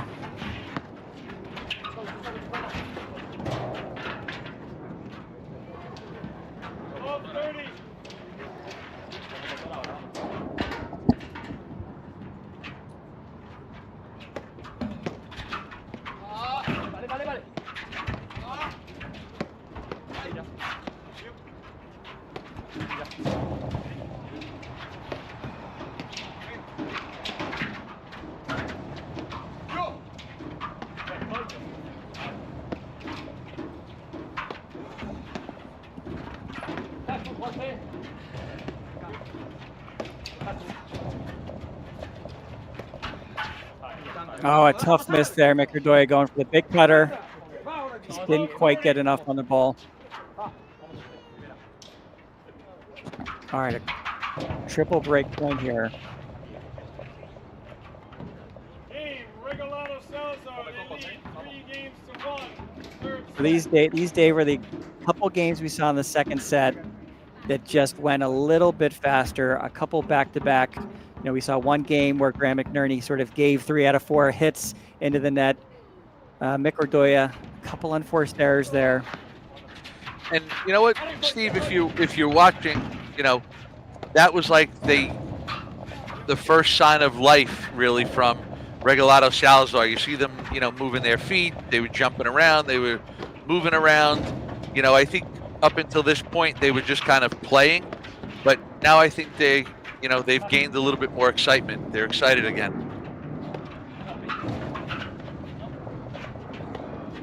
Yeah, you never want to give a great team confidence, momentum, reasons to believe, and it doesn't take a lot for this team. But yeah, I think they're sort of settling in.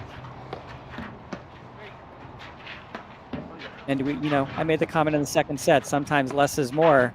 They definitely were generating some offense in the first set that just wasn't going their way. Right. 15 low.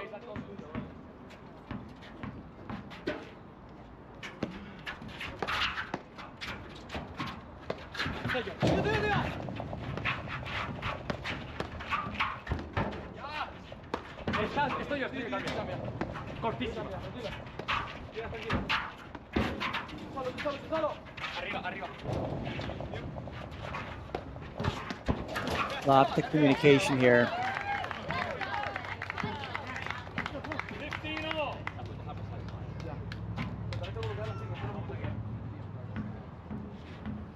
Yeah, lots of communication. This team is known to also sort of be very vocal about calling balls down the middle.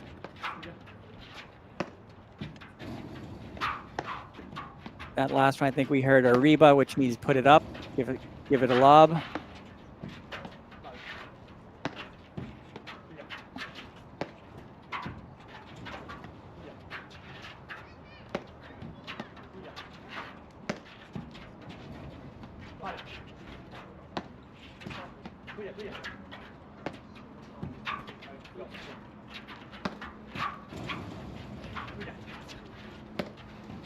And again, I think, you know, Regalado Salazar sort of turned the tables to where, you know, in the beginning it was so hard winning points against Irdoja and Mcnerney, whereas now, you know, I think Regalado Salazar really tightened things up a little bit, and it's getting tougher for Irdoja Mcnerney to win points.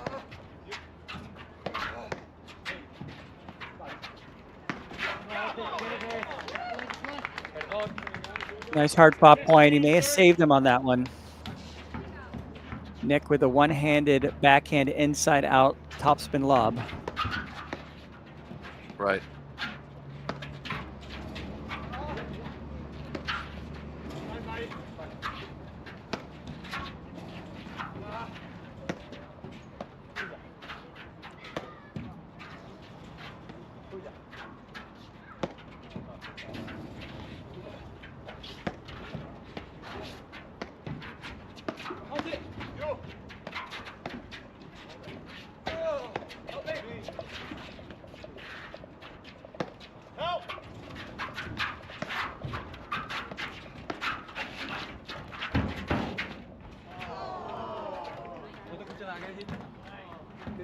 Again, I think we see the transition. I think they're, you know, that's where they thrive, in that transition.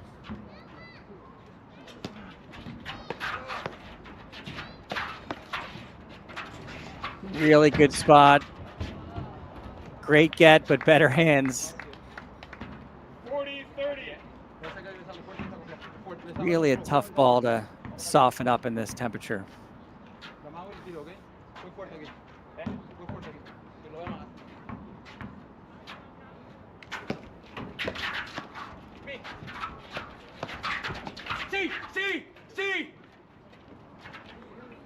Game, Regalado. think we know what that means. They lead 4 games to 1, third set.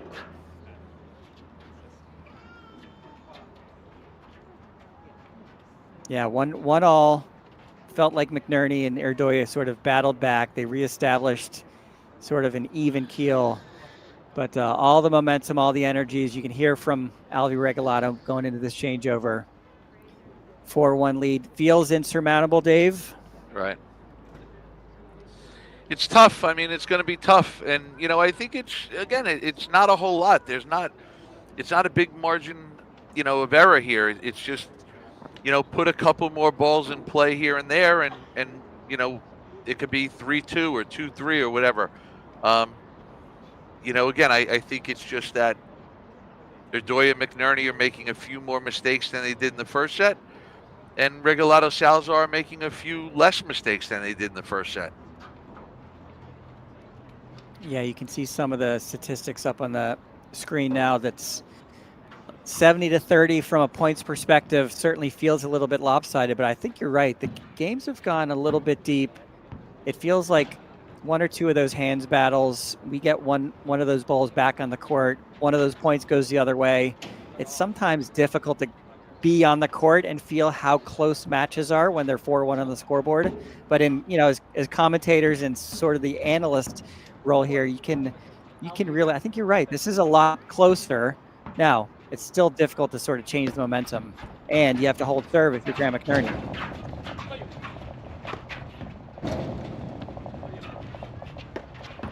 And I think, you know, again, I think if you're Regalado Salazar, you want to keep trying to do what you're doing right now, which it looks like is, you know, they're playing fewer, longer points. You know, they don't want to play a lot of short, quick points. They want to play less points for longer time. They don't want to play more points at a shorter speed.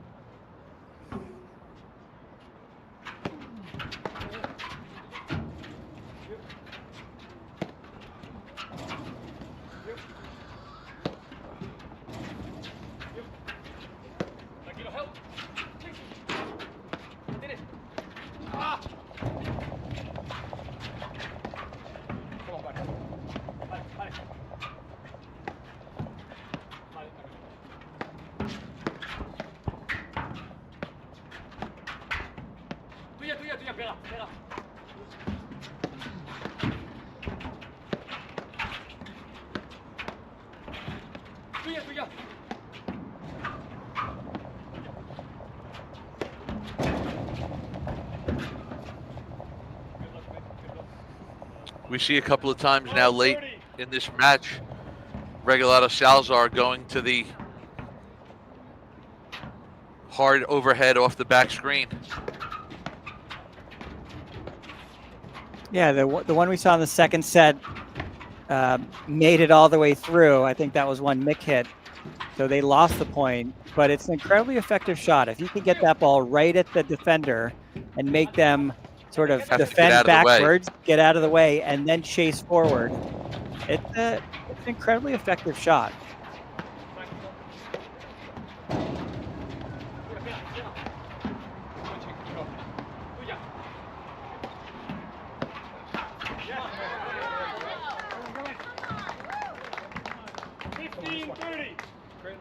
That's the first miss in a while for Regalado Salazar. Yeah. Oh, Graham. So many faults. 15-40.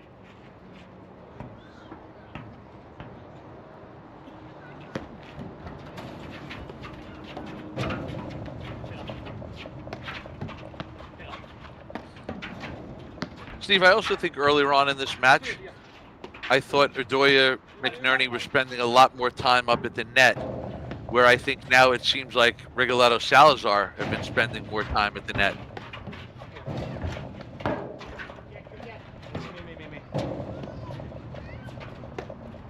Yeah, they just seem to be a little bit more in control. The points we were sort of focused on the second set where Mick was sort of turned around and twisted up on that loose court, it feels like that's more the norm. You know, it's about keeping control of the net when you're serving, and it's about taking, you know, through a transition control when you're returning. But they have certainly looked much more in control. to 7 out of 8 games from a set and 3-all in the second. Right.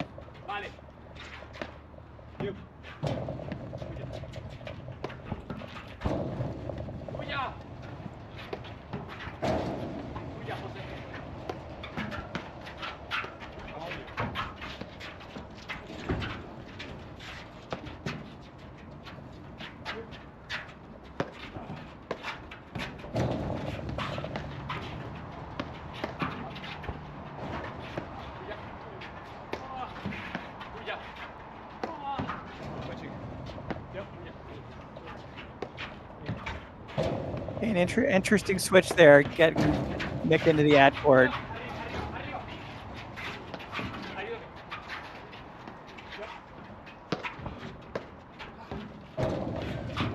Two rollers back to back. I think Mick's a little bit far back. The ball bounces a little bit shorter, and yeah, Regalado and Salazar just take the net back very quickly.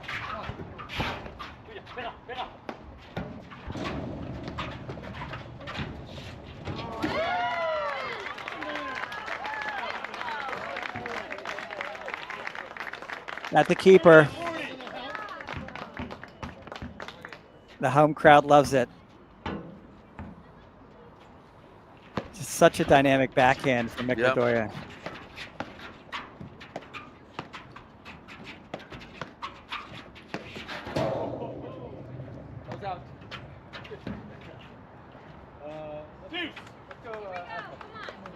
It's like a tree, 99% air, right? That's it.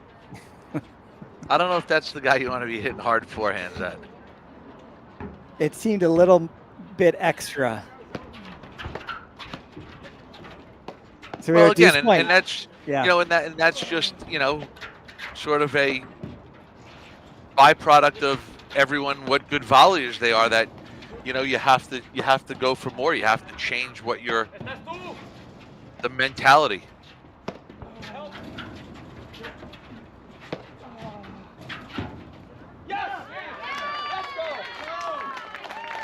All right, they haven't won a deuce game in a while. No, my count's still 5-1. I may have missed one in the second set, but yeah, these are the points that can matter. Now the scoreboard is difficult at the moment for Irdoja and Mcnerney. Oh, just caught the sideline.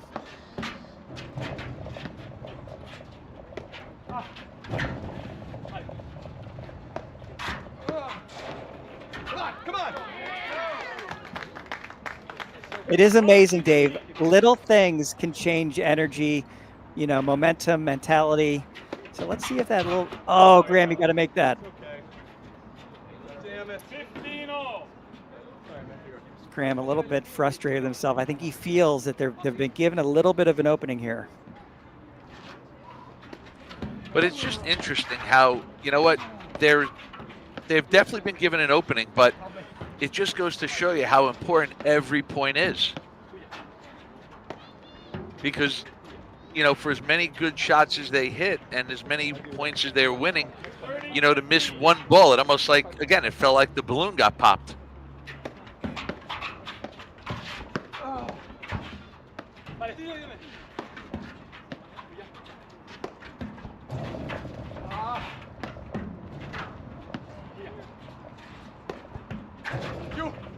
Oh, catch it. That's a tough spot.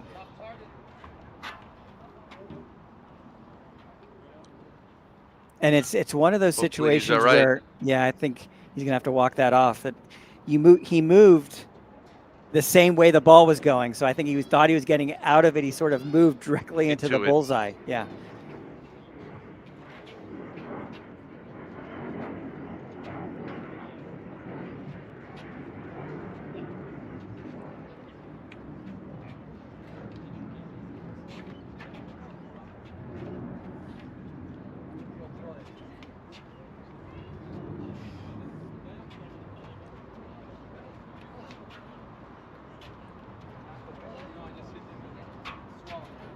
Yeah, he might need a second there.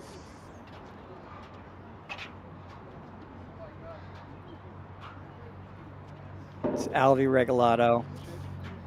Just that ball curled right into the exact place where he was moving to get out of the way of it.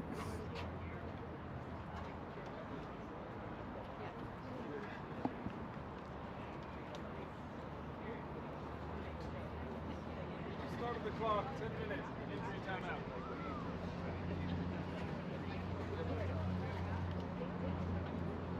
All right, so you hear Mike Yachimski there saying that he's going to give him up to 10 minutes for a medical injury timeout if he wants it. And it's a unique situation, right, Dave? It's not the I twisted my ankle, I'm cramping, you almost have to get the air back in your system and sort of got to kind of catch his breath. Yeah.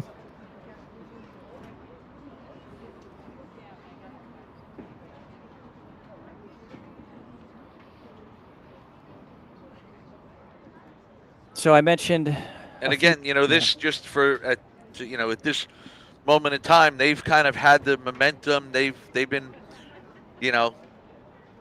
had the advantage going forward, and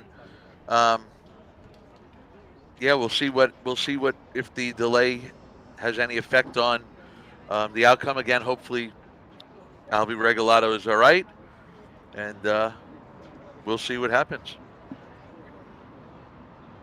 Yeah, I think it hit him in the stomach, and to your point, he's almost got to get his air back. It's almost like it could have, he was reacting, so you think he's a little bit sort of clenched and, stressed in his body, but the way he moved and the way he reacted when it hit him, I think it just, he's got to catch his breath. He's got to sort of move his body around a little bit and see.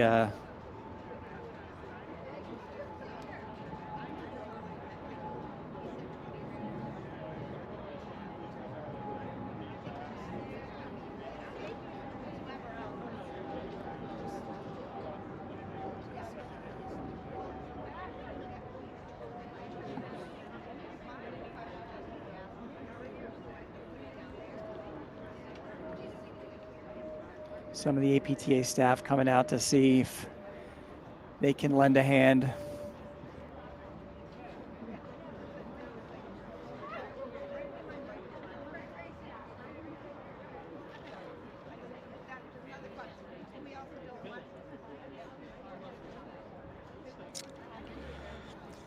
So, Steve, a lot going on this year with the APTA. Remember this year, they're going to have 5 Grand Prix tournaments. The first one coming up in about a month, November 7th to 9th, is going to be the Chicago Charities. The next one will be a Ronamink Open in Philadelphia, November 22nd, 23rd. Followed up by the Boston Open, January 23rd to 25th.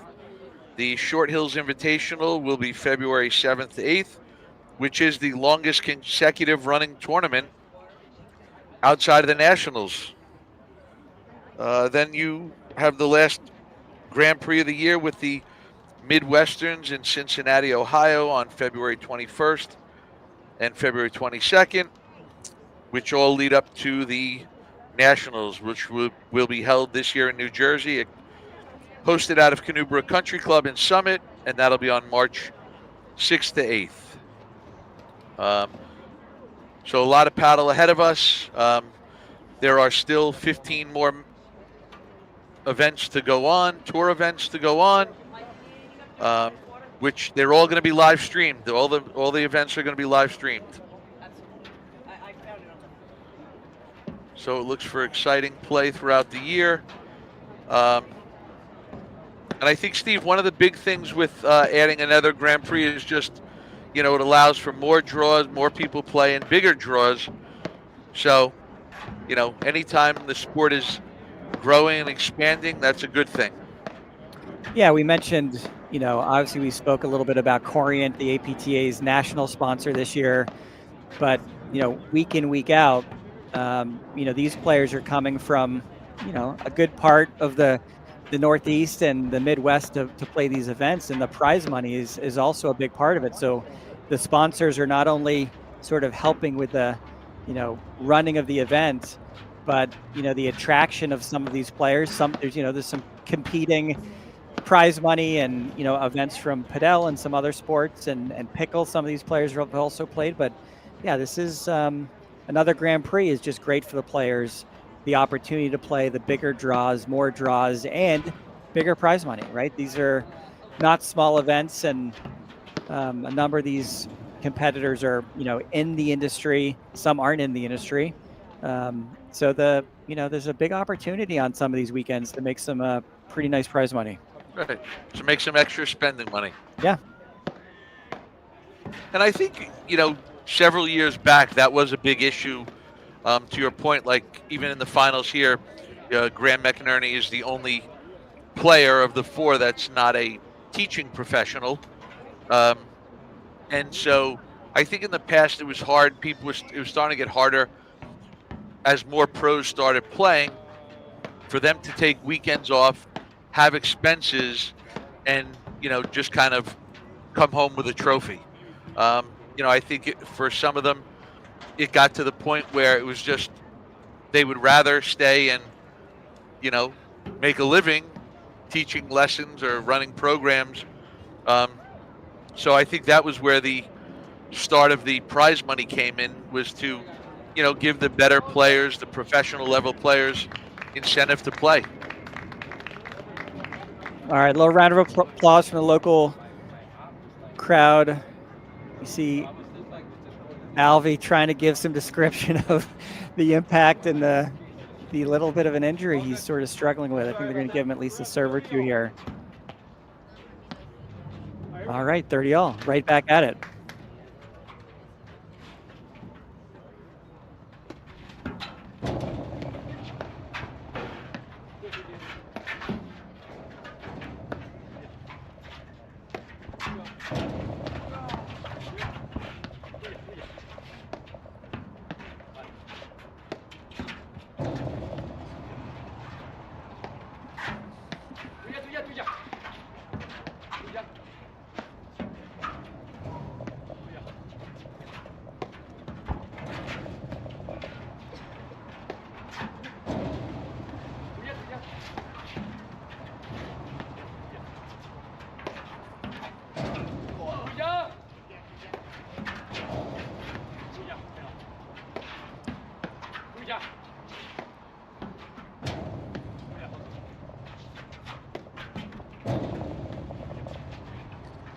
Stephen, again, I think this is the tempo that Regalado Salazar want to play at.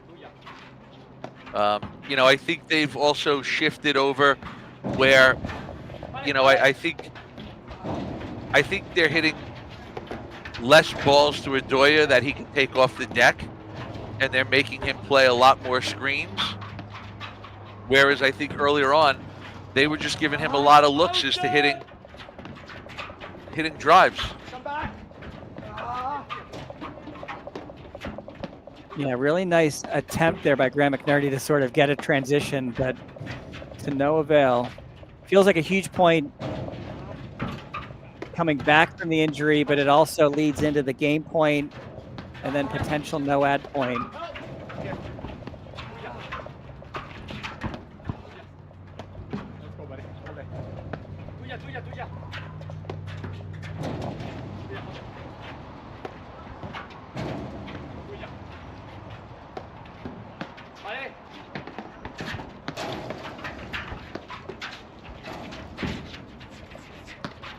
See, that's the first time in a while we've seen the big forehand by Irdoja.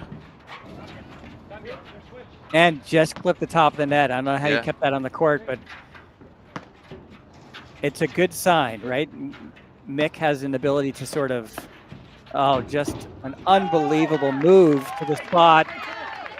And then Graham Mcnerney just puts it nice and softly onto the side screen. All right, break point.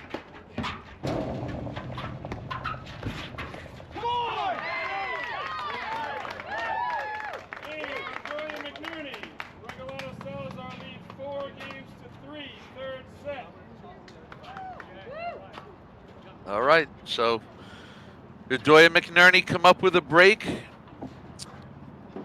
Yeah, they're going to take a little break here. Let's see if I captured a point earlier in this set. See if I can run this back. I think it's that one right there by Mick Irdoja.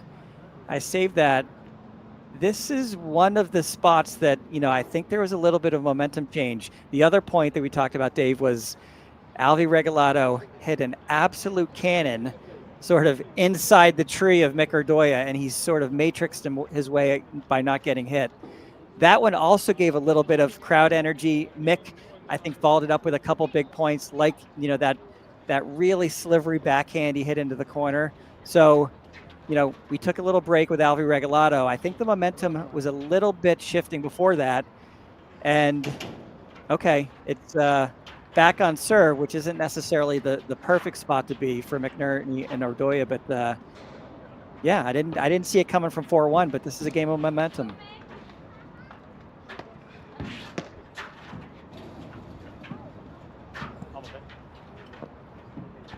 All right, Mick Irdoja serving the far side.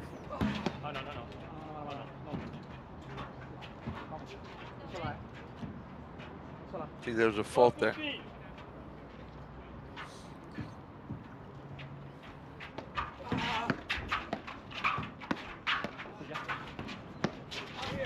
Oh, he got the seam. Spin and the seam just sent it absolutely sideways.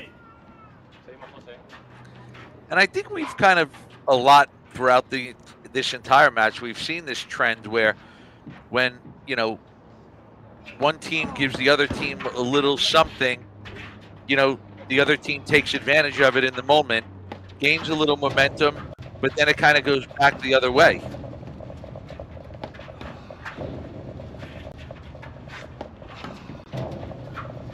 Where again, Irdoja and Mcnerney are gaining some confidence, they're gaining some momentum, and then there's a fault, and then a drive through the middle that hits the seam that's unplayable.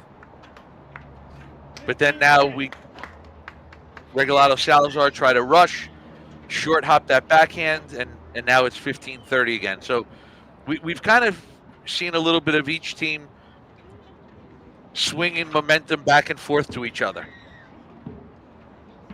Yeah, this is the nature of the sport. It's uniquely dynamic in that respect. Very different from some of the other racket sports.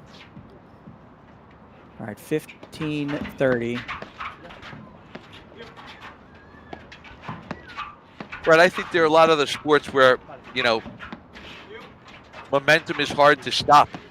Where platform tennis, momentum shifts point to point.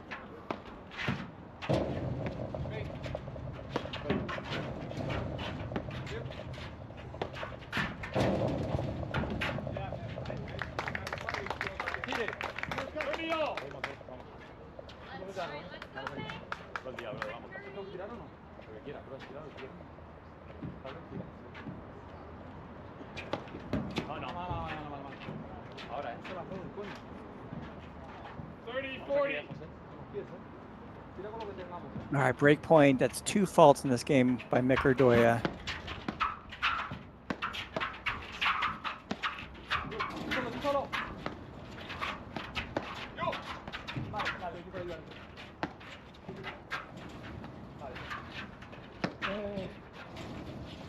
But I think, Steve, also more importantly, it gives Regalado Salazar 2 opportunities to win this game. Yep.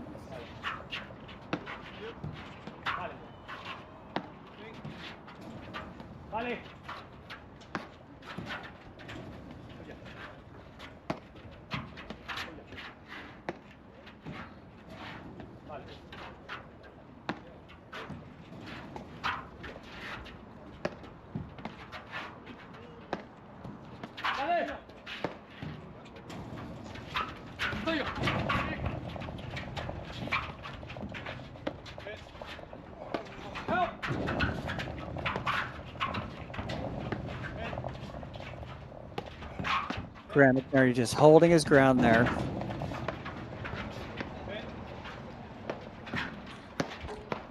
And I think that's the right play on this side of the net, because I don't think, again, I still don't think Graham wants to be looking up on this side of the court hitting overheads.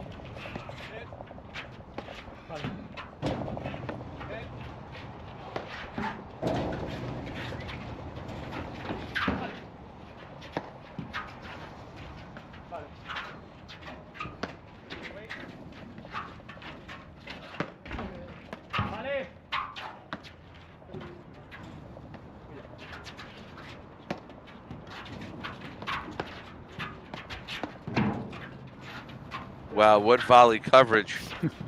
That was a great shot by Mcnerney off the nick. And again, I think one thing we've got to look at in this match is just that Regalado Salazar are missing. You know, they just tightened it up, and the couple of misses that they made in the first set, they're just no longer doing that.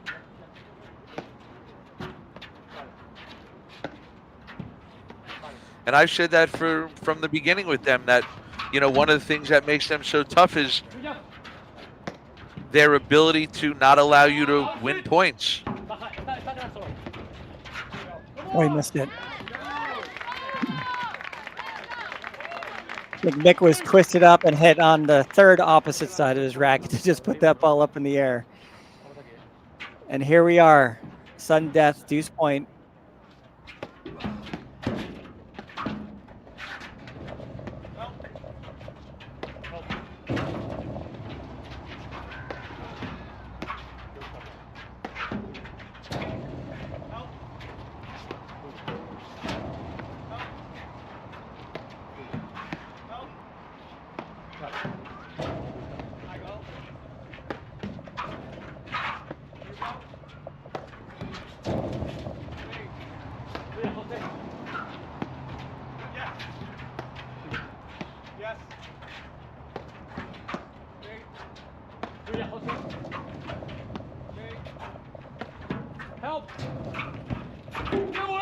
Wow. Wow. How good is that, he says. Unreal. No ad point to take a 5-3 lead. Regalado and Salazar serving for the match. Dave, unbelievable, right? Yeah, I mean, we were a point away from 4-all, and now they're serving for the match. Again, it's the power of the point now with the no ad scoring. Yeah, just a huge point. Both teams, I think, played it well. That one got up a little bit high. And, yeah, just a huge point there.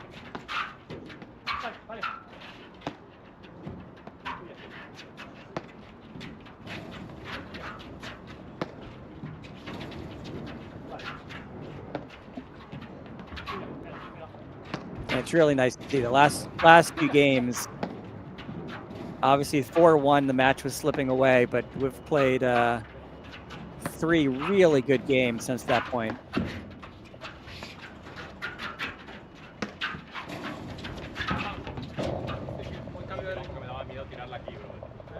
I think that one caught Irdoja by surprise. I thought Regalado was gonna roll it over at Graham Mcnerney.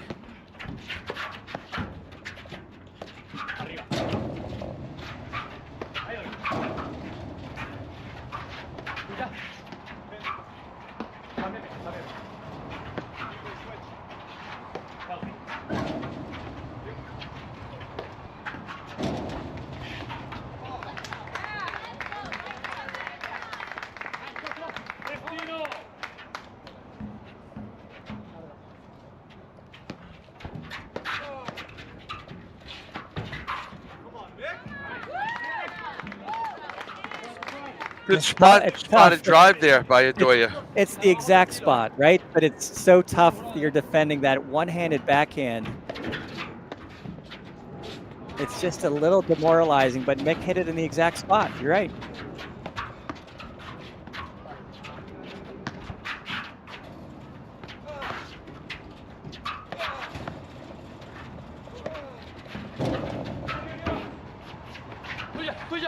You know, and again, I think if you're watching this, you've got to give credit to the game plan of Regalado Salazar taking away the explosive Irdoja forehand.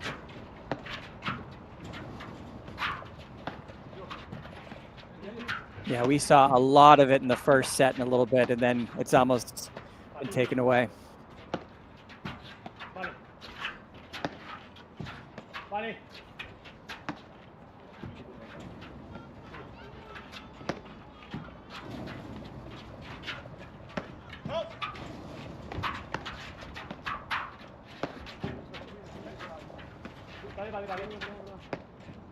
Another switch there. they're not doing it on every point.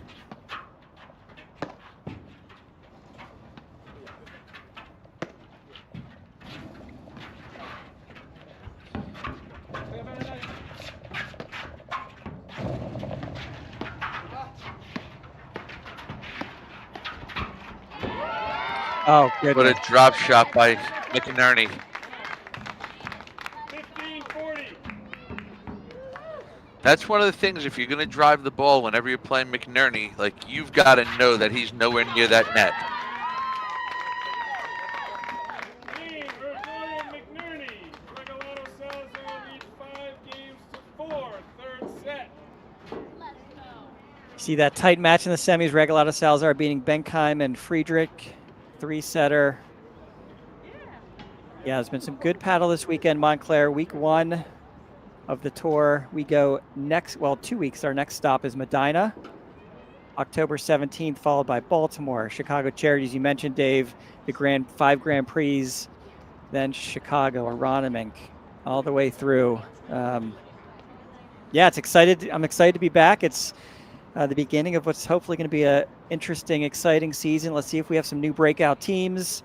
You know, you and I talked a little bit about Russell Benkheim sort of coming into his own a few years into playing platform tennis. I think, yeah, I'm excited to see what we don't expect, that we know sometimes something comes up every season that gives us a little bit of a new excitement. Yeah, no, it's going to be interesting. I mean, with the start of the season, with the, high level of play early on, it's definitely the, it looks, like it's going to be a good, fun season if you're a platform tennis fan out there watching all these quality matches and, exciting matches. So, yeah, no, I think it's, the only negative for all the other tournaments and matches coming up is, keeping it the same level of what we've watched in week 1 here in Montclair. So I guess that puts the pressure on the players to keep up this high level of play all throughout the year. All right, crowd's trying to get this team.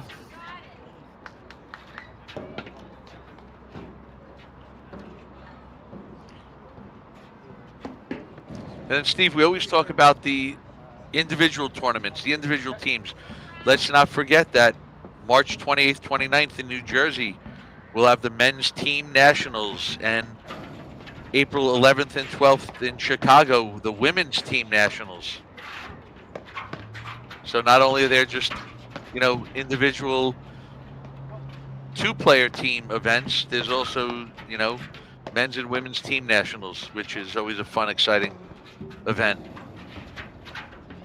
Yeah, everyone that I know that has played team nationals uses one of their most fun weeks of the season. Sometimes you get to mix it up with different groups of people, college alumni, different people from different clubs. There's a lot of unique teams that get organized for team nationals, but always one of the highlights of the season for sure.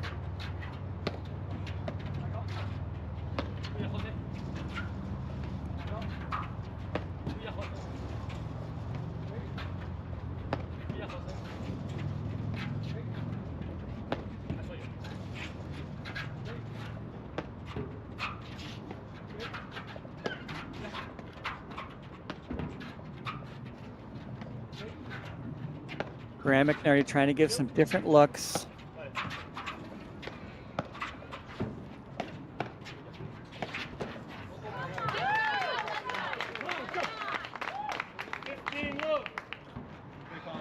Steve, I don't know if I necessarily mind those drives, because before the couple of drives, I was thinking to myself that if you're Regalado Salazar, you don't want to get complacent with just throwing up another lob. Like, I think you've got to add some pressure.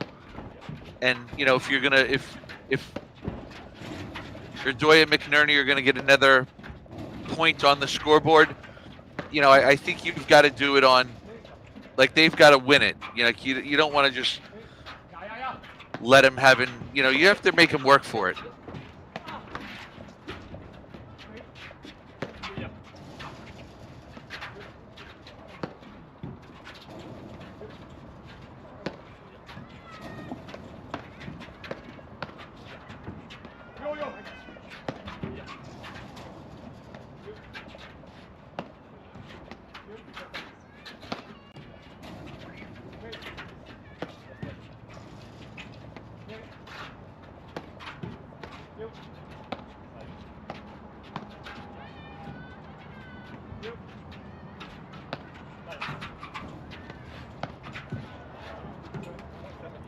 Touch off the net right there. Just got put in the exact right spot.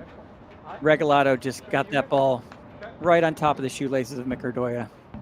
And I think that was what was even more important, was that he hit it to Irdoja's side of the court, knowing that Mcnerney's on top of the net. Yeah. If he hits that ball anywhere near Mcnerney, he hits a drop shot winner.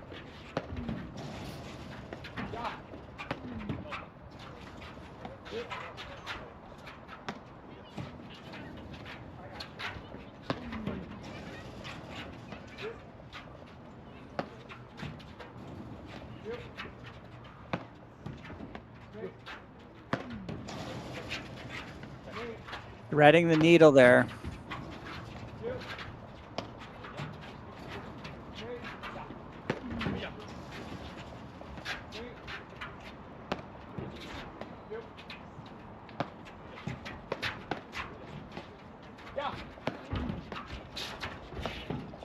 Again, I like the drive. I don't know if I would be aiming anywhere near Mcnerney, knowing how close he gets to the net.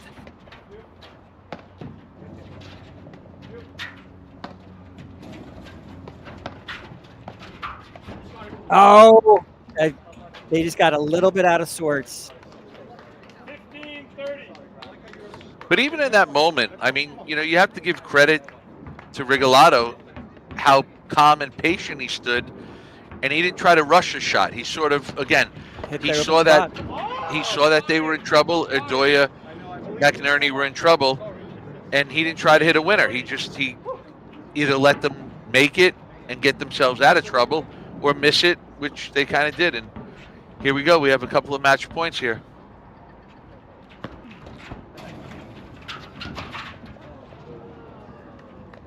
Game, set, match. Regalado, Salazar, 1-6, 6-3, 6-4.